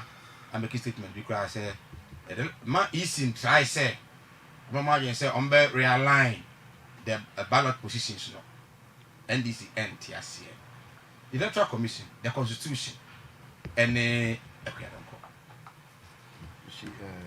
Mami France na yema me ekra no kwabushan for. Yako nyankopon fan currency. I don't have to say so much about it because I don't know so much about it. Okay. Let alone public affairs. Nemana or yeah. Nyankopon fan currency. A man to be my friend so. It inspire me because baby I will feel to me assembly woman. What my party consistently, you know. Oh, friends, political scene, and say, I did bit my share and money be soon crying. Now, Ghana, sure, at the Pebia, at Ghana. William said, for the first time, you're not a Ghanaian to become Commonwealth General Secretary, ASRB. Yeah. Yeah, Foreign Minister, a friend of Sherry Ayokobuchi. Yamona Basu. Na yes, so Yankopon Shiran and Antum. Said he near Kofi Annan. Any other people do my quiet more, you and my selling. Also, na uncle did you money na Mwa Ghana. I'm sorry, Ghana outside, your boy, your Befiana, your brother, and your papa. You know, okay, Ghana for my outside na been Chambers, Mohammed Mumuni, Anna Tete, Alan Chamatin, a Cospio Gaba, Moko head African Aina. Miss Woman Abon, especially Alan Chamatin or to me, Abon Modern after Abagana. Yeah. And you know, young recommend it, young Moshari, Ayokobu Chabaso. Now you shouldn't cry. Young vampires and Tanachi. Let me say, a lot for Enyabi, Omunia chief and Mecca. No, it didn't mean kind of no, yet. Some time ago, been in the 80s or 90s, on a year, Commonwealth, friends, and General Secretary. So this is the first time in Ghana, maybe. Yeah. And Tina, and about then we hear ECD now, they are being forced to act within the law. 10 days from their moment and your discretion is what the law says. In the worst case scenario, say, Ghana Freedom Party for Ezra 94.1. Maybe they can build alliance with whoever it is. Yeah. What the law says, and say, presiding officer Biano, Munya Maka. Will be a paper money behind the cross a cradonco, a picture. Also, our Obasaka Biano will vote will not be counted. Yeah. So now, within time frames now and minimum. It's is forced to act within the law. So it is almost on my printed presidential ballot in easy for you to be able to because constituency it is almost done. And they should say it and you're making. You see, this is one of the challenges I may work with issue. At the end of any fault to they find it difficult to voice it out. Okay, on my limited education, on my baby no. Na enyo mo fota sika o sa ba no mo ye adwuma ne afa mo na mo agi sa adi so we nwan eden aso now it is good so mo timi the friends and come out abeka de wo emerimo Ghana Freedom Party for no 10 days to elect somebody. Yeah. But I think it's only fair and right for them to build alliance with another party a bit more say Romani's character because elections name they couldn't have won, We alliance, but I think it will help and save all of us. Yeah. Ezra 94.1. Which party now? More NDC, more willing, more ready. So if Ghana Freedom Party 4% will be the alliance, mobile job, will you even extend that? You see, what it means is, we party no, Ninema, I want an issue. No, I shall hold you. Then you'll be a yen bobla. You're now for your baby will be a crow. And in your say. Yeah, and this is for your programs, your projects, your manifesto, your ideologies. No, Omudiano is in line with yeah, because there's no point say, for the sake of power, and we are enough. No. We can't say no. And we don't even need them to win because no. And this is Ezra 94.1. 2008 to create a second round. Yeah, I'm from alliance with anybody. We won. We are a party. We are capable of winning the friends. In an unforeseen circumstance, I benya say well the electoral commission will be a Ghana Freedom Party will be answering a candidate. In the ISR, no, we don't want to cross, as you are saying. I don't know, say the Okano. That is the law. So if that is not the exact law, no, can say, yeah, so you drop on a bar. Say the social media come on for us, you fake that 10. No, say Mahama is about that seminar. Would then this agree to that? You know, because I'm not interested. Okay. Once the man we can act within the time frames, so be it. And more so, about almost 95% of ballot papers have been printed. Okay. Each needs to say the truth. Yeah. The issue should say the truth. Yeah. Well, you are aware it's about 95%. I say, baby, I printed in your agents or you will be at the so why are they lying? Say, as you said, I sent the just about 3 coincidences. And I'm printing. No, printing. But as you are saying, you know, they've been they are forced to act within the law. So say it. No, you see, they are behaving as if as a adiano in your. But the fact truth of the matter is, no more calendar. You've already published the calendar, so we are all well aware. Yeah. I see. Now, then one thing I want to say, let's assume some on before. Do you have the financial capacity to do what the American HSA yenye? And you see another issue. I see. Say financial. Oh, say one back catch say. Obi. No, you see, no. You see, they don't fund all activities. Yeah. They draw more funds from consolidated fund. Exactly. To one day, obey them, but it's up to us as Ghana as your says can. Okay. And also another multi-million question. Now, John Mahama Busa question. What about me? I say, so by answer questions now. I'm ready to debate. And even ahead of the debate, you know. But we also Busa 15 questions. Mahama questions are Busa no. Ezra 94.1 FM. Do you agree with Mahama? These are the genuine questions, sir. I also Busa. Don't we already have the answers for the questions now? What's my Busa? Mama. Because the Bamia Busa will be 170 questions. Were they genuine questions? Were they questions that were supposed to be asked?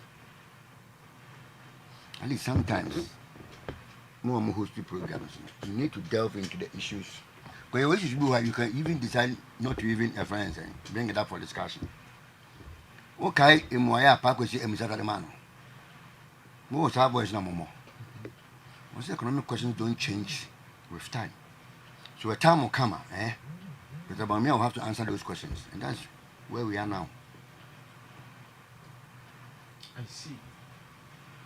And you see, if you deny me something, how do you expect me to give it to you?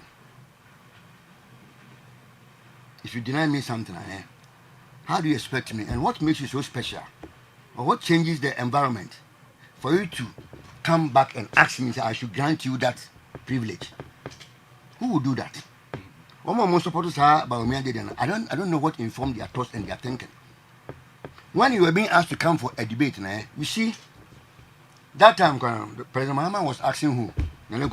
Yeah. It was not directed to who? Baumia. But he chose to answer on saying the Kufa and country. So one more because Baumia is making, they should start thinking. They should start put their thinking caps on. Say attention when he was answering questions for who? The man is simply dishonest. Simply. And that's why we call him a flip-flopper. Today this, tomorrow that. You were asking somebody to go and debate the people of a certain village. So do you have the moral grounds to ask somebody to come for a debate? What has changed? They haven't changed. And let me add one question. And before if they can answer. We've had trade surplus. Trade surplus, yeah. For 2 years. My more figures. For 2 years. And if you have trade surplus, will be your trade economics as CBN will bear with me. And you for 2 years now, currency depreciated, inflation was that.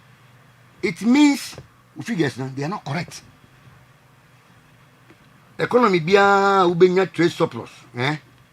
Was the Ghana's trade surplus hit 1.8 billion in the first half of 2024.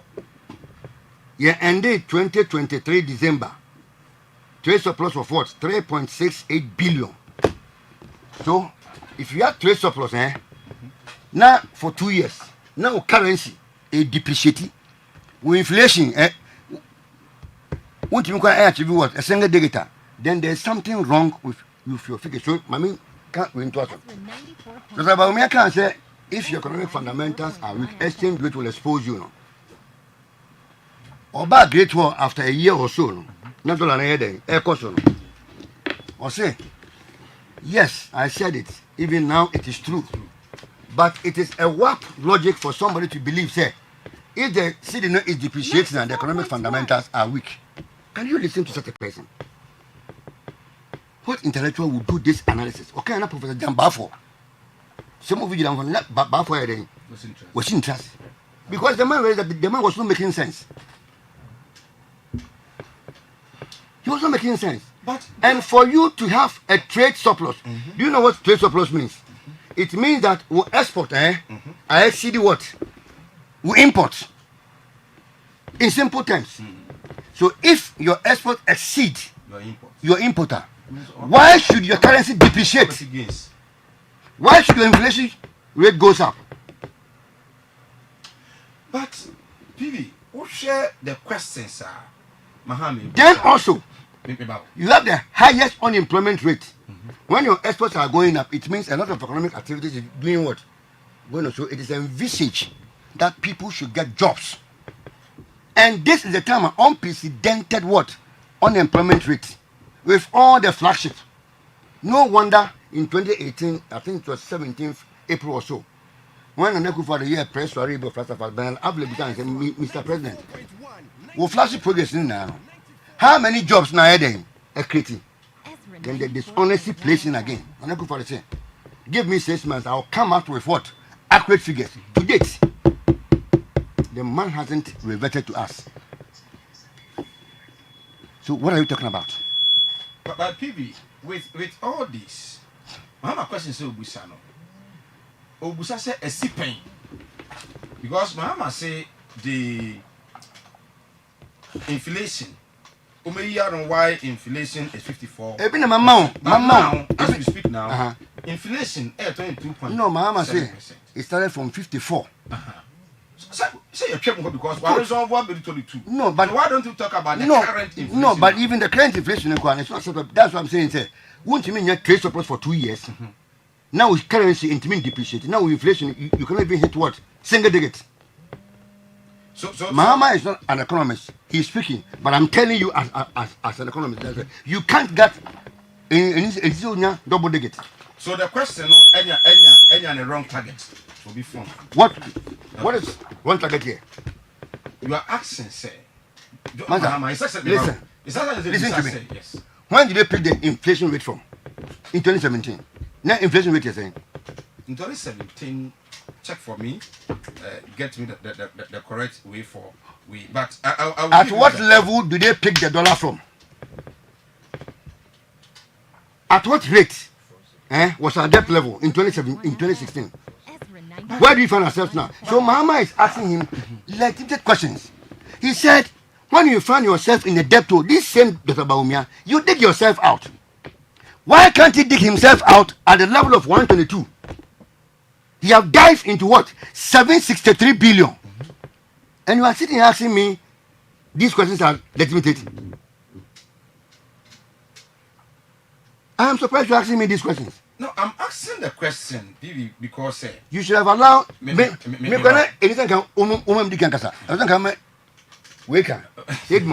questions now. Yes, because you see, whatever Dr. Baumia said from 2013, 14, 15, has turned the other way round. Master, let's be sincere. The man is suffering our credibility issues. Okay. So, 11.7 for 2017. You see, it drew 54. 11.7. But now Mahama Busa question. I was 22. So why is it not asking say, because you got to buy the current we are? And then inflation 2022. You see, I'm asking. It's just a question I'm asking. What question you say? Irrelevant. How? Is the inflation rate high or not? It's high. Good. So, but the quote, at this time, it's not so. The quote of 54, it's not so. Can you play back my mistake? Exactly. Was it started high from where? 54. When? He is not making say a 54. Ezra 94.1 FM. Dollar. It's how much now? Say no kind. Okay, 17. Because black market is saying. Interbank rate is saying. Does he believe in black market as no, but that's the reality. Now that's about me. Tell me all year a friend saying. No, I can say Abochi rating one rating. Inflation 2015. Baumi was coaching Abochi rate for his analysis. So what stopped your mama in doing same? Now, you see, we don't even have to waste time on Dr. Baumia. Why? 1 second. He said, we will not borrow. We will tote what? All the roads and build the roads. What do we see today? We are not doing anymore. So, Papa, when I was saying, you can't answer him. Why is that he's not speaking to the economic issues again? Because what about digitalization aggressively for 8 years? Your revenue and cost soda. And cost not even 1%, 0.4. Tax to GDP ratio. And you're saying 14.8 in the whole 8 years, flash line. What has changed? Idea changing is say, Bosian kwa no matter. Omabo. Inflation rate, I need single digit. Yeah, debt level from 122 to 763. It's the debt it's not sustainable. Yeah, quite a portion. Yes, you didn't kind of one side media. Then the person Wabra would do here. Right. I was here, PV John Traduction, is a former presidential staffer and then member of the NDC. Doctor. Yo, Sir Mike. Truly, we pick it from 120. You trim 760. See, can more then these are legitimate questions Mahama wants Baumia to answer. Sir Mike, drip. Drip. Machine is not bad. Oh, you should no say drip. No, I know drip machine. Drip machine. Drip no district roads improvement projects. And no, HS right now every district be I mean routes are quite cost than day. So sir. Oh, I mean people can do what they like. I mean I don't care. I think your response no No. He can laugh. I don't care. And you are starting with a drip. Yes. We just had recently. Which most people have not even benefited from it. Have the ability to link it. Okay. No. Okay. Drip no. They are was a busas drip no any day government projects. Government acquire machines and or the routes. A part of government expenditure. Okay. And you know if you ask me say loan no at the end I'm giving you just one drip. Ebia wono unhu waso emphasis. And I mean, in fact, one of the days met me Abahase Elias. Just because as one said, Obi Oten Nanaho new site Biano. A quite be the Honoma could see a mena Esi Bwedi Tech Mango Road from about a week ago because of dripping tea. Yisa quite so. And then I was able to drive pass through there with ease. Ababidru has say at least but made a mehu direct benefit. Omo moti ebia angomaso area bebre inside honoma ekosi main road no honso no I mean yeyi honum nyina.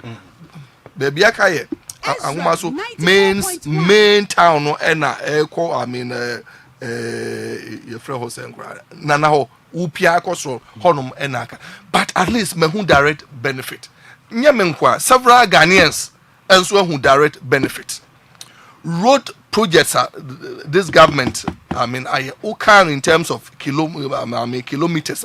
I am more than 12,000. Last time I checked, it was 12,600. NDC for 8. John Dramani Mahama time many mills now. They did just about 4,000 or so.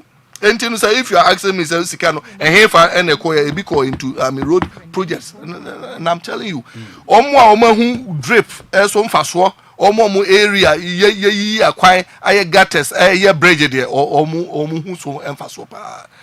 And you know that that was just to tell you, say that's just one of the projects money this government borrowing no. Now my main church near Makitu Ebim. More me eka say government enya surplus no say bia central or say imports exceed export. Yes, so the value of your imports. And you know, if you say etc., imports, see there, yeah. Why the value of the import no such as the value no, and say, who quantify na say all the board to so near a free sika a free exports near my government edico. Say who quantify na say all the board to now compare with the government importer. That's value. And this if you just say it simple. No. So one for value no I share no ma. Terms no. He agrees with you, but value no. I the figures from Bank of Ghana. Look, at the time that we were talking, I did not come in. Give me time. And you know so if you have your figures, I keep them. Drew, what time you have every right to spend all your time to talk about. This time is my time. Value. Yes. Very good. Inflation. Mahama asks of that. Asks why? Okay. In the first place, Mahama, Dr. Baumia, I'm a fine opportunity. Say someone won't say nina. Come, bra. And you know, if you amount that opportunity, brand debating na me checho ni nyire mo o se there be o ma no ujina abontia ozo yi asem we are no so after na one realizes debate no ehia there and he should come who busa say is it necessary busa say why na dika beside who asked this first. So yeah, I was saying responsible as people and can nice opportunity nice forum yenya honum can the wire oba de na obey and can honum no JDM, that's John Dramani Mahama, or opportunity to ask all these questions. Also debate one year debate ma. Now a few weeks later Ujina Bontia will say answer question 1, 2, 3. In your view, Sir Mike, is it fair? Ghana for Kotwabano in 2016-2020. Yam busy on debate. Say, if you do so, I say debate and sana your consensus now. And you know, in your view, no, is the exchange rate so high? In your view, no, I don't know in here and I say, why is the exchange rate so high? No, Say Mike, intino in your view no debate no answer me here and I say in here. Me what I'm expecting now. Intino say in here there then questions at Dramani Mahama Ebu say and so in here and I say in here. What I'm expecting now they say Senka me kwakra bibi di aba. Dollar no I want no so for na see the no sort me amachi. And I may expect it. No matter how the debate will go and the questions will go. Ghana for say at the end $1 no cost rosa. That is the question. Okay. Either debate or no debate. Why are you not fixing the exchange rate? Very good. Now no give me a few minutes. In Ghana, there were structural challenges. Well when you to say was structural challenges and not just economy no on tiasie. There were structural challenges. Existed several years. Yentime and corrected those challenges. Ghana has made some headway. Now, inflation 54%. And I said, "No, John Dramani Mahama eka. No, enyende. Emra MPP taking over 2015, 2016. Inflation was over 17%. 2017, inflation was about 11.45%. And after in MPP taking over, consistently fundamentals were very good.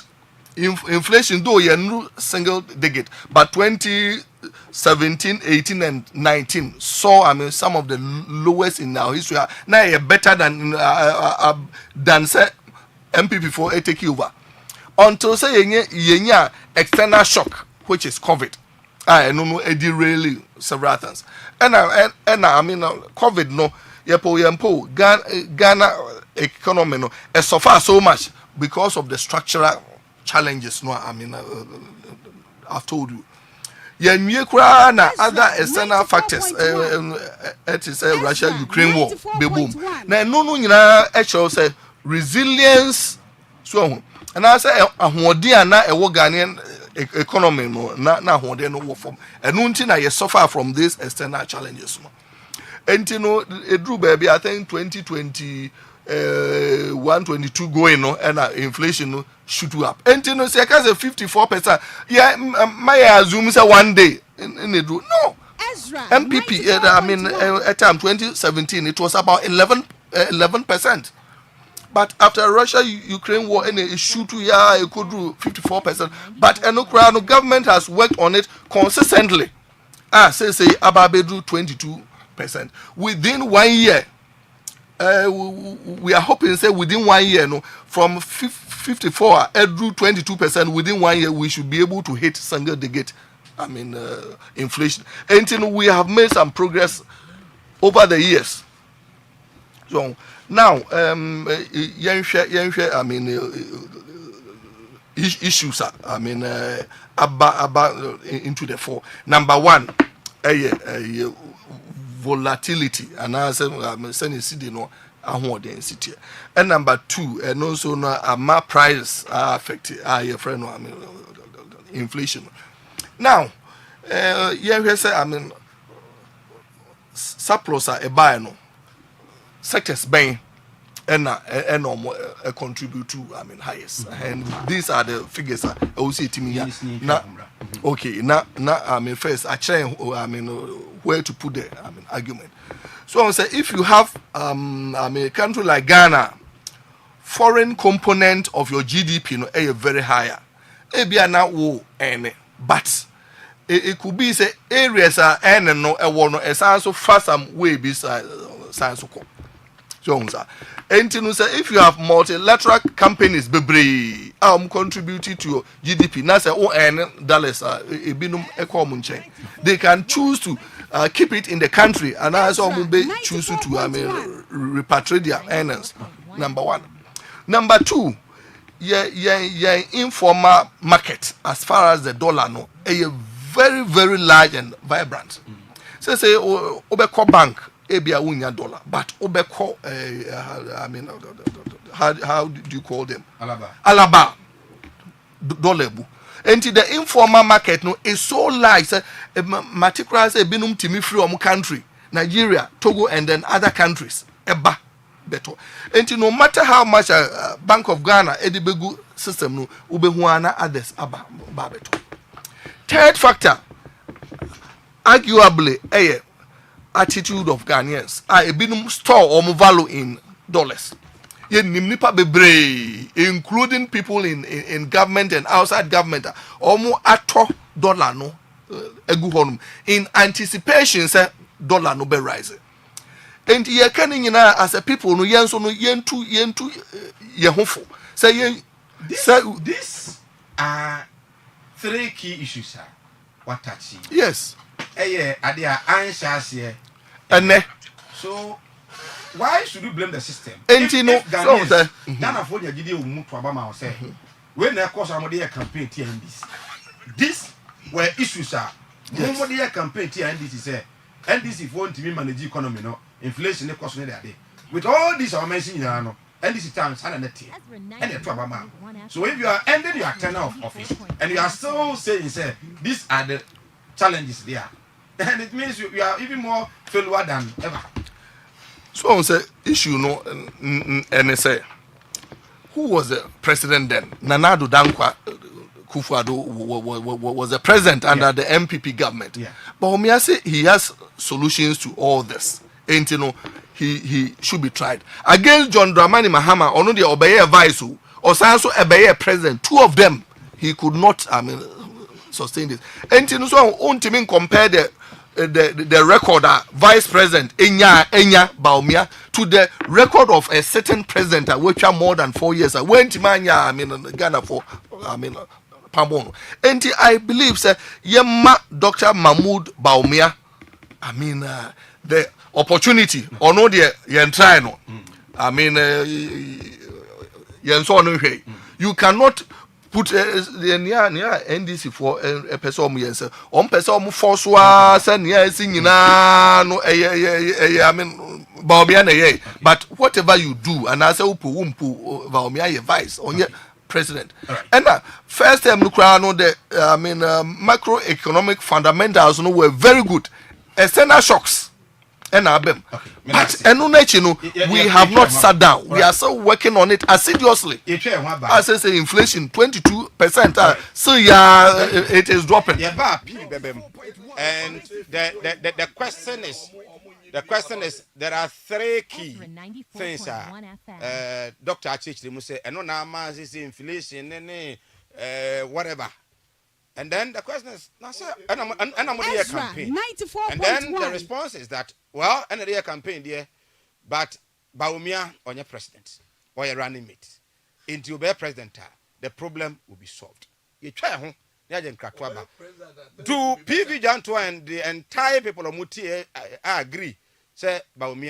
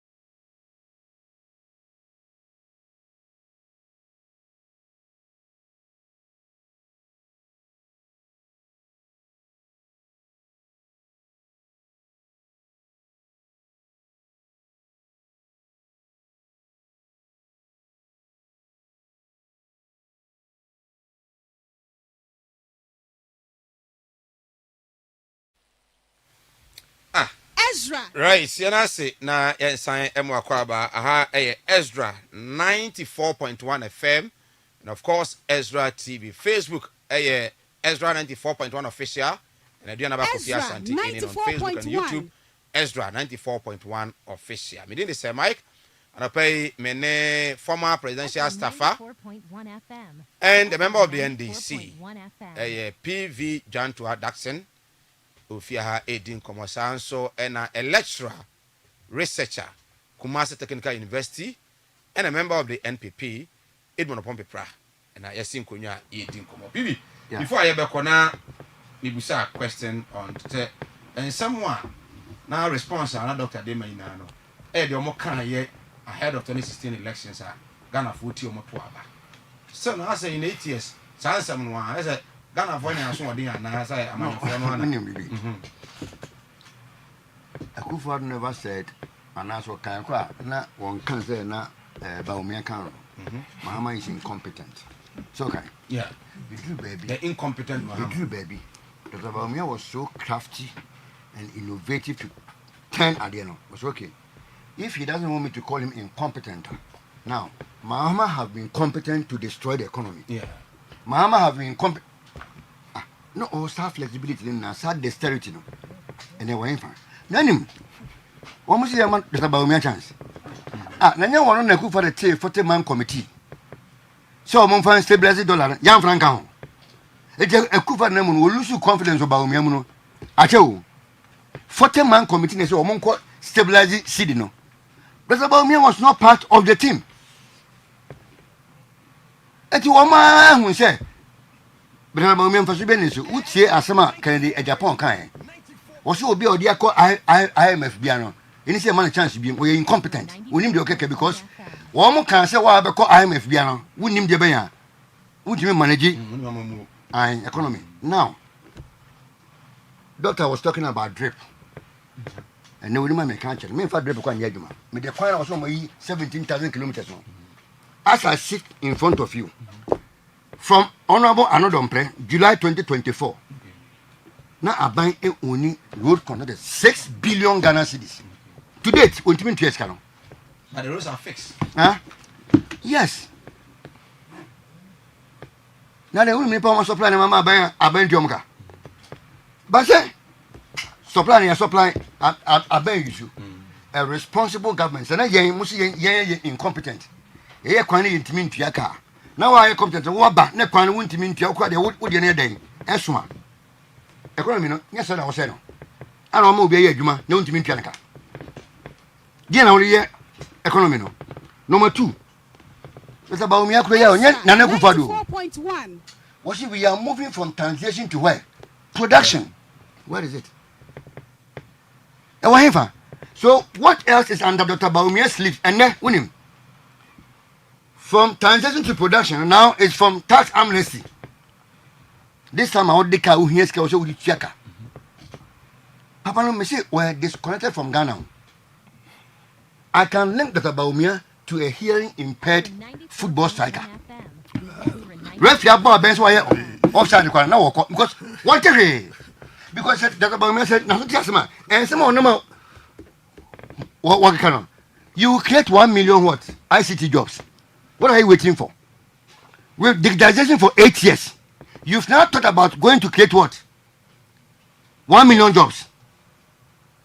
I didn't more about me and fan canon. Yes, I'm managing for a levy.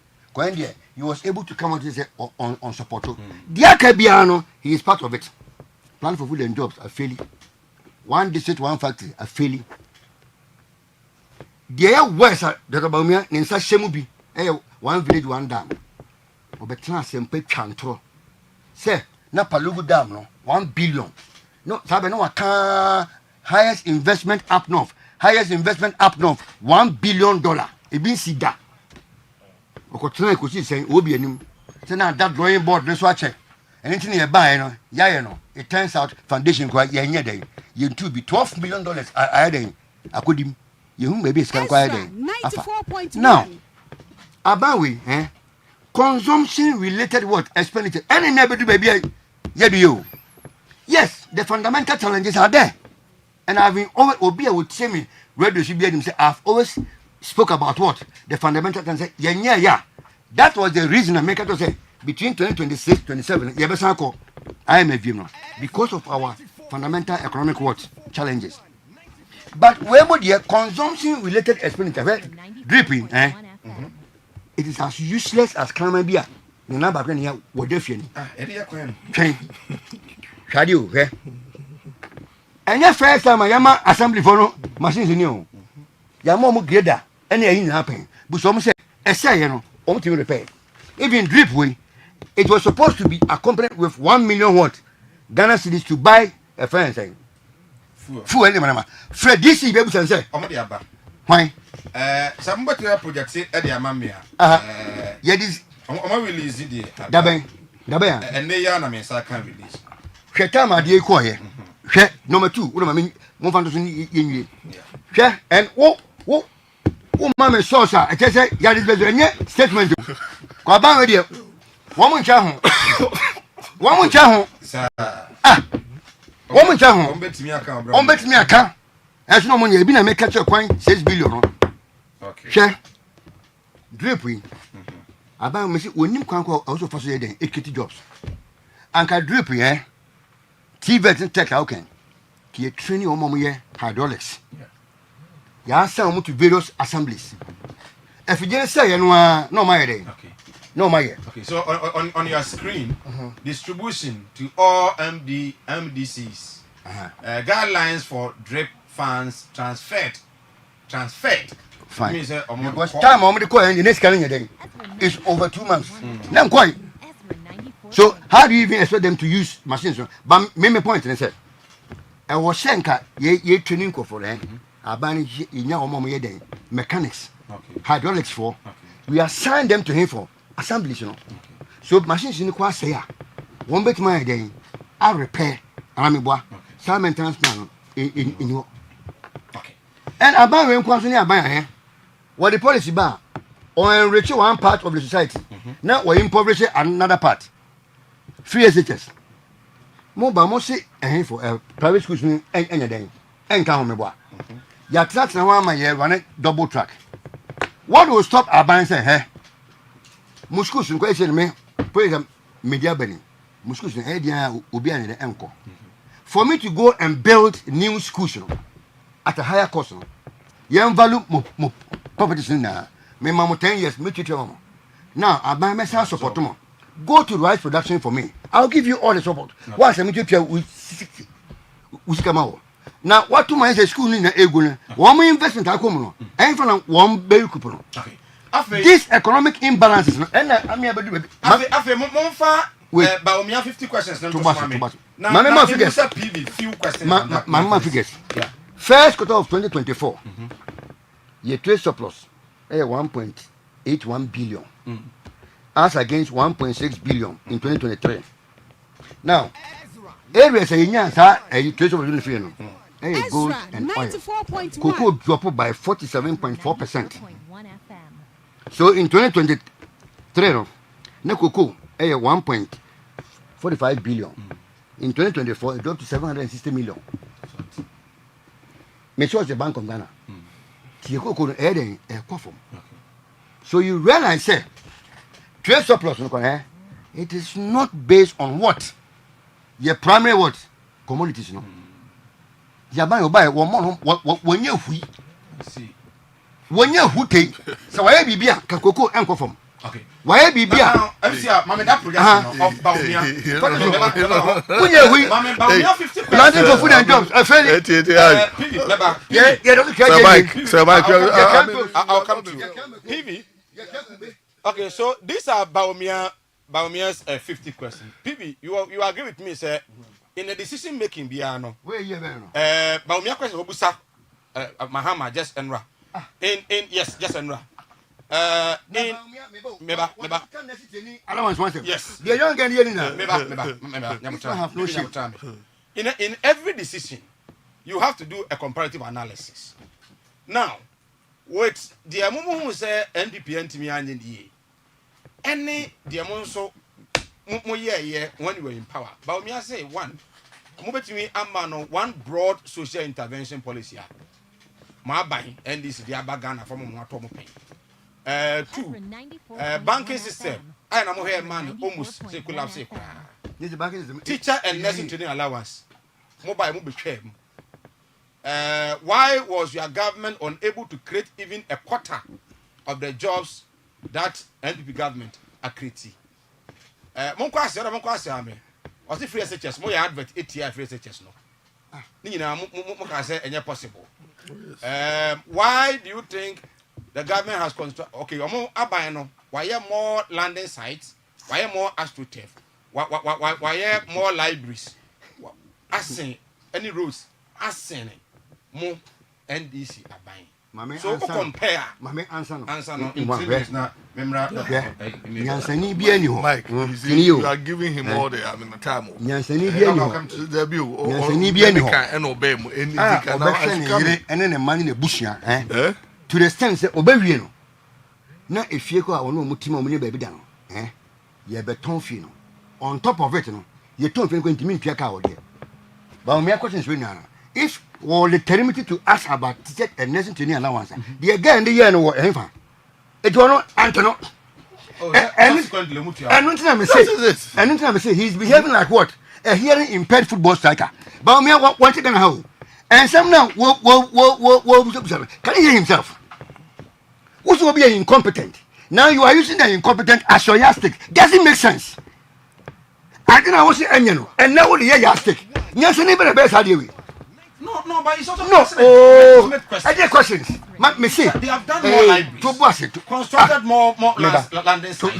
More astroturf. Two buses. Is it not true? Oh, and me man response say. Nyansani bi ani ho a obehwe ne ma. Awie no akode ka. Ni e ton fi na e ton fi ko 8 minutes aka no. Exactly what there we no we be say. There why nan oba no. O ka say Ghana for say bemba be ne yakwa akode ka.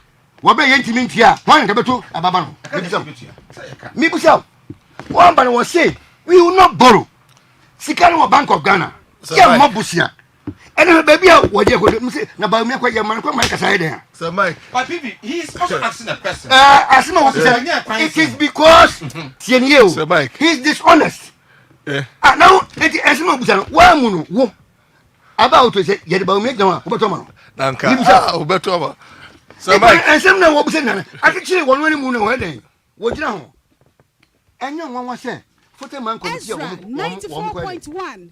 Echo $7. Young Franco. Oh, in no. Was it now by 9? Oh, my answer say, Yansani be no behind in the bush now. No, baby, no, what got the car? If you are no mutim come so hotel, ye got 2 funeral. Ye 2 funeral 8 minutes yakano. Why any Yansan or Baba Sablavi? Maminko, I said you. So, Sir Mike, and Penise as a power 8 year.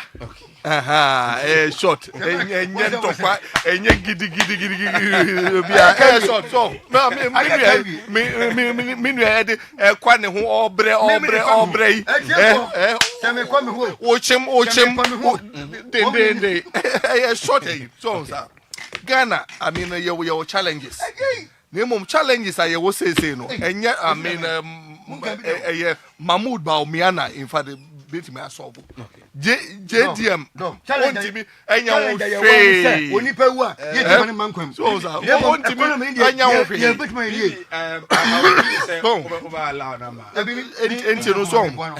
I mean, what we are saying, no, and it's a Ghana for. Yeah, and Banoma, Dr. Mahmoud Bawumia.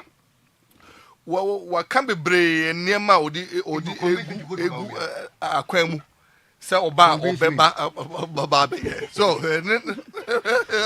moral support. Yeah, we found Minia, the brave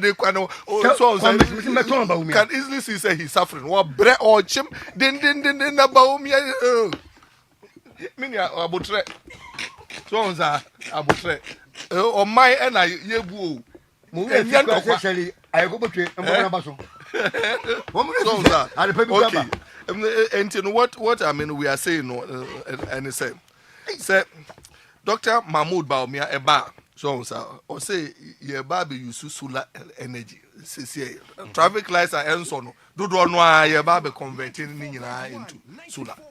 efie kura no I mean nipa dan so ye dan so in schools adan so nyina no solar energy na dey eba begu so o say obema tax amnesty who are the company into the tax odeka or the nyina ba be che agriculture say oba ami aba adopt commercial farming northern region lands nyina ye ba be dua emo ne ebro ye feed Ghana for feed the rest of the West Africa sub region oba be creating human nyina digitalization no also 1 million jobs youth and no here be your phone you phone kra no ye be how to I mean create jobs na near yesre Ghana for no ne say gidi amonya woyemu up to now no munko so anya sa gidi no odi sha John Dramani Mahama mu a enye ye because on the 4 years accountability bia enim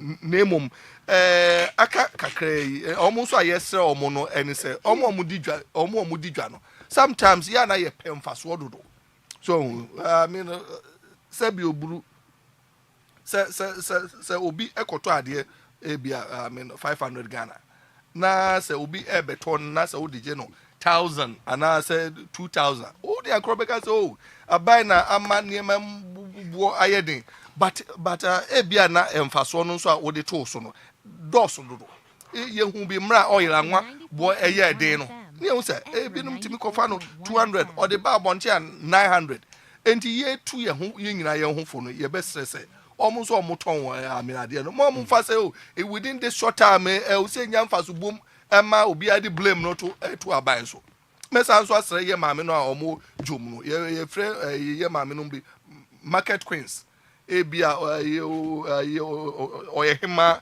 odawia no ne I mean yate no ene say ene ma no ba omo timi e ka say oh montwa mo man nsuo because ne e wo no enya nsan said the bear ebo no be rise na ebo no yatum say who ye best say nation building no enya ban kwa ye nyina ye wo ro enti wonso ye market queen ana so we hima wojuma mesro say wonso enya niema e be ma price no arise bebre wonso ukwa akoto ade no ye I mean price shopping kakra ti has a price ti oh well I mean me nu abako e catch am say okoto ade o Tech Junction okobusa bo no na 50 Ghana and okọ shop bi onim odu honum edum obusa bo no na 75 odu ba bi 80 enti wonso in this short time ye window shopping kakra na busa prices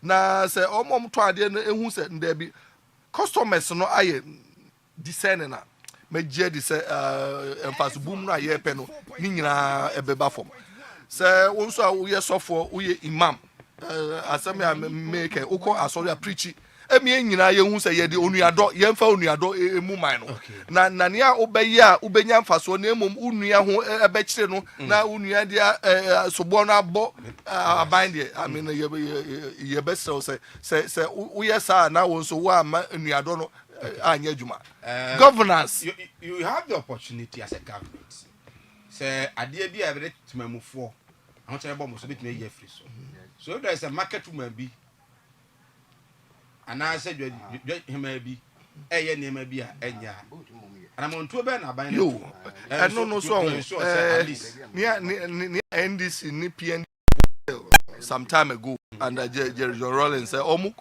introduce control price wo honma by force e say oniema no oteso and I say o did you say no honumra na say broni say in the short run ebe nemum in the long run no no so no emwa and I ye multi-party democracy or liberal system and nuntina say you use moral suasion so yen conscientize yen person e be call back and nunti and you say emfaso bom no I mean em say emwa ma me pick be 5 course na yen rap I send back up less than a minute so my Ghana all the time no manual problem I will come back only pay who are eating for man come to don't go in for ma name me economy ni die e ka 1 minute to full time kra you bet my home bibi okay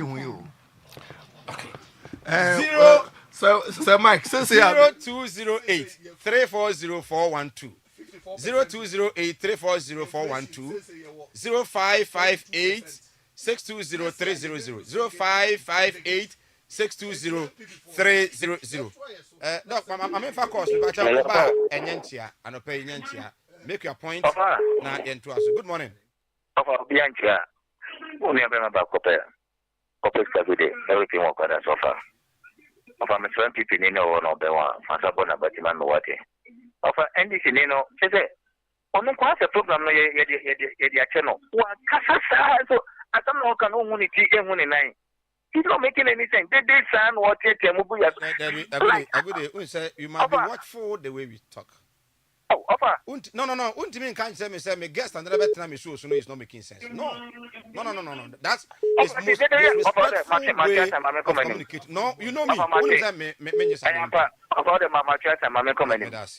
Offer, I tell my woman say, what say, I say more.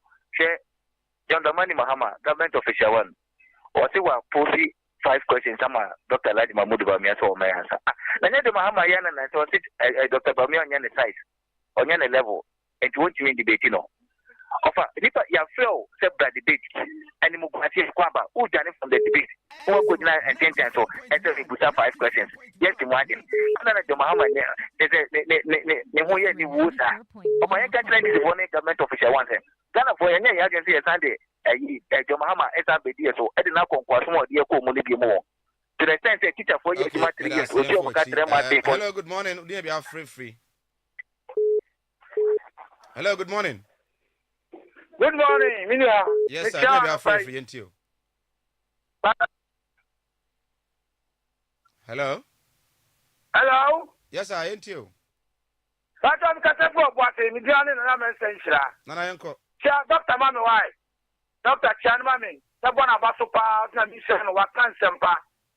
And yeah, young person can say, members of the Thomas Bone, order number 1. So, Namia my Sunday, or Tacha Santa Reading. Now, you are the mama or saying anything. You are about your pro debate. What's a woman? Now, I don't know who's your question to 5 Yamano. I know this is at 12 1. Oh, 59. You are TV, you are now, but this is not class to 8 years now. Oh, my name, maybe I'm what I know. There's not any one policy, and this is the Maya of any. Any case, you are probably stop most of for him. I don't know why you're tomorrow. It is here, we are to take a set. Next caller, good morning. Good morning. Yes, sir. That's a medasi. Yamiako Kufiwachi. A two media. One guy and I can say, Moba, attacking one of them penning for ya.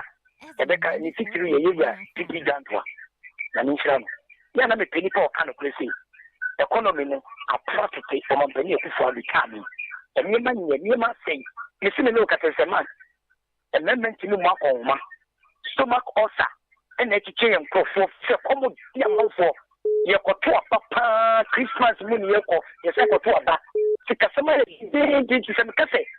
Sika mamman to mark on one of community, Sumakos and chairman for. Become Ninja Mikasa. Open your for the city Sikasu to comedy. The December 7 for both for lunch, Martin. I was here. No, Mrs. Sanyama, any kind of constitution, never for the day. What we are very soon. Yamiako Ameda say, good morning. Morning, Reverend Professor. Sir Mike. It's a Mike. Good morning. Me too. I come on, I'm a do address. Okay. My main for figures, not a born a for the too much movement for chip. The Bonabasso. Say, John, I'll pay the ensemble in the market.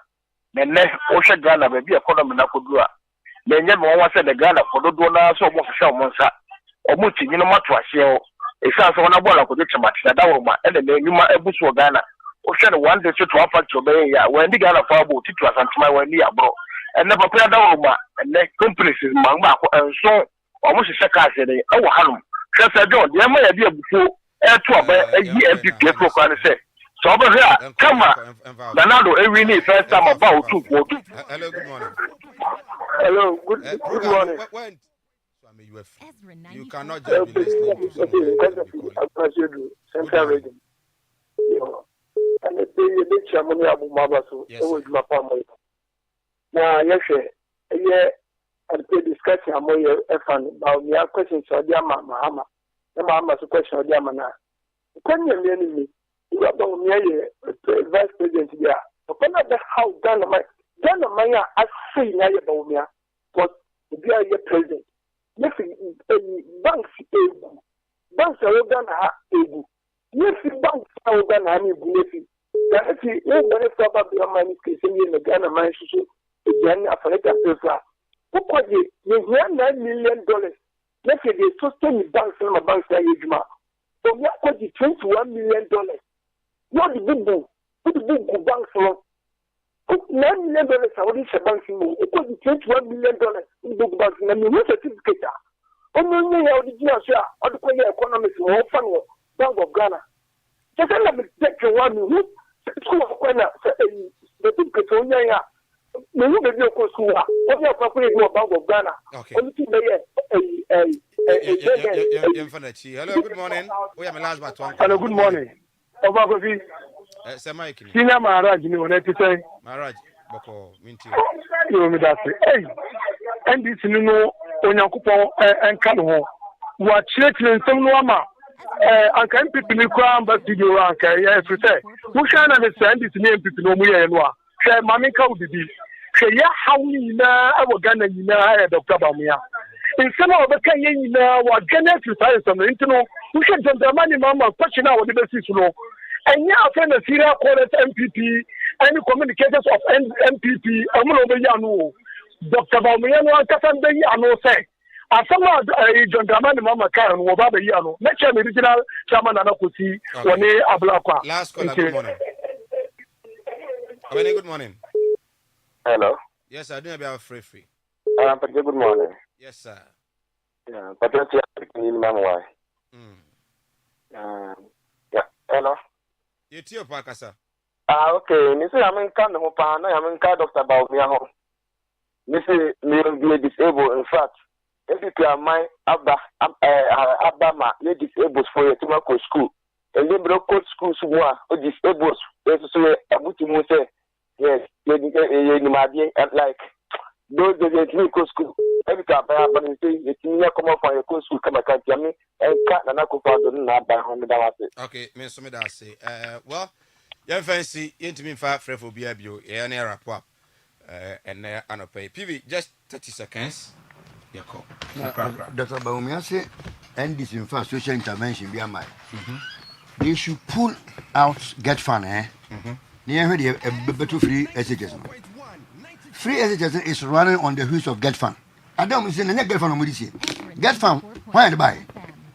When the role of get fund a play in terms of infrastructure, scholarships, and then microphone. See, social intervention, no more in free education, any social intervention. A human development what program. Okay. It develop social intervention. I buy this Kakushima. We never be in free more.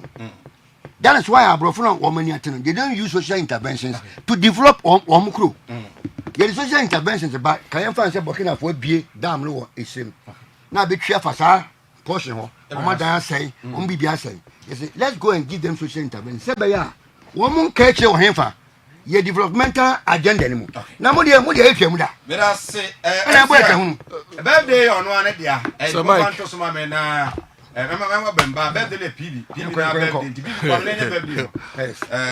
lawyer Gary Nimako, Mafo, lawyer Gary Nimako, Mafo, MPP, Director of Legal Affairs. Yes, Edema MPP, Director of Legal Affairs for the NPP. From your own brother. PV Jantua Datsen, wishing you a blessed, happy birthday. Lawyer, and I mean, Shan on your case, in our same office, Nami and Kampa. Where board were Games Commission, so I'm picked direct man. What is a miracle? Games Commission, my come and I come near to that and come marry. Would you want me here to direct? Oh, I see. My come and him now. Oh, that's and also, so Mike, in fact, I mean, I show me you join to my say. Me assure no say I mean MPP we are Binyani 2 direct 2 show. MPP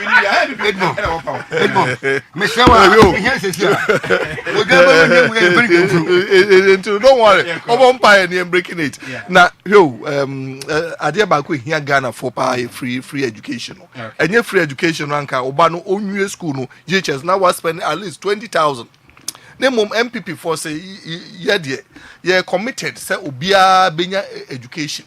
Say o man no omom wo mu nya education more e solve problems bebre omo de omo tutu nsuo omo de niema tutu abonten who say that attitude no bebre free on enti the way a Ghana betimi develop and say ye be pia ye mano ama omo enya education anu nti na yesi free education ebinum say on there o man 3 billion kra no on fan she free education mu oba ababe review oba ne o de be ma wa ne akoko nkete ebuo nkete otu abama obia tuma obia owo vision free education MPP e ba ne ababe shimkena ne asaso atu aso obia nim say ya ne de bai ya ne ba betu aso obia timi ye nkoko 20 onifia anke de nkoko kra Edmond Opon Pepra, doctor, is a senior lecturer at Kumasi Technical University, and of course, Edmond is a former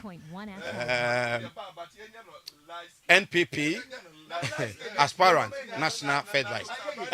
Bibi, what we are. Okay. Montuaso abonti o. Montuaso. Ewo anymore. Na ote omonka. Nyame eya domo a. Memende bay Mensia North constituency. Honorable Kwasi Kuradu and the entire NPP. Eya de feno work. A work with the MP and the other dignitaries. Esaze o diase. And the MP before you know or semumra. Na momeka ho na enye kama pa mention of constituency ina no e de ne be diachiri abehwese de ebesi akọ especially happy birthday enkoma empanifo yi Jerry James Suka that's Jerry James Suka, very stubborn good friend of ours where the NDC of Oricrum Communications Director Papa J no and then I would Papa J entire team and have a kwakwata mu nyina no say yeah we show a happy birthday nyame we show na onya okese pa and then happy birthday to Lance Corporal Opon Pepra Mensa who Bema camp Lance Corporal Opon Pepra Mensa, today is your day bro, very happy birthday to you. May you grow to see your grandchildren also growing in highest. Lance Corporal. Enjoy your day to the fullest. And then a blessed happy birthday to Evelyn, Sister Evelyn, and Evelyn, yes, beautiful Evelyn. It's your day today. Enjoy your day to the fullest. And the last one here, special happy birthday to Esther Ofori,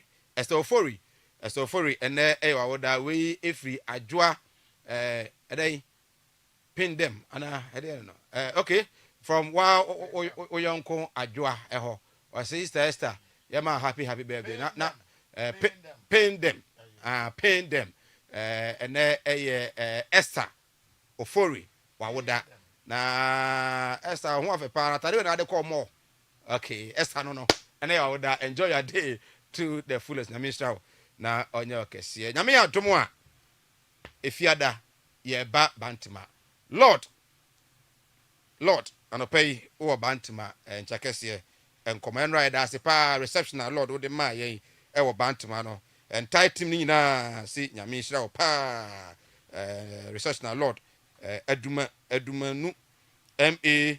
JHS polling station chairman Bantama constituency Lord Edward na F Pandi before we na Bantama NDC chairman NPP chairman afi the communication directors Paul Kwabena Yando regional director of communication NPP Abbas Nuruddin regional director of communication for NDC Honorable Kojo Dapa Ade NDCPC and afi Honorable Francis Asenso Boachi omina no Asia baby enti won so no ebra Bantama girl filling station a ben bia your friend no Bantama market one no ene asore no Assembly of God matter this one no and a program no ba so yakra mo nyame ya domo a wochina mobɛte yɛnka Reverend Aduana Kofi Asante enin ene did sim nyina no animu midende se Mike nyame ya adom ɔkyena Reverend Beja konwa ne nyina atboa amede dwumade no etumi ede abremo. Until then, I will say goodbye. On behalf of the entire team,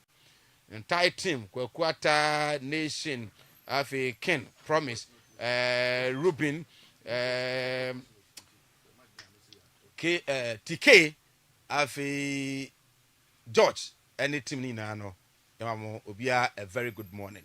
Nyami stamo na onyamo kese. Nyami adomo a ochina yebeshia yakramo.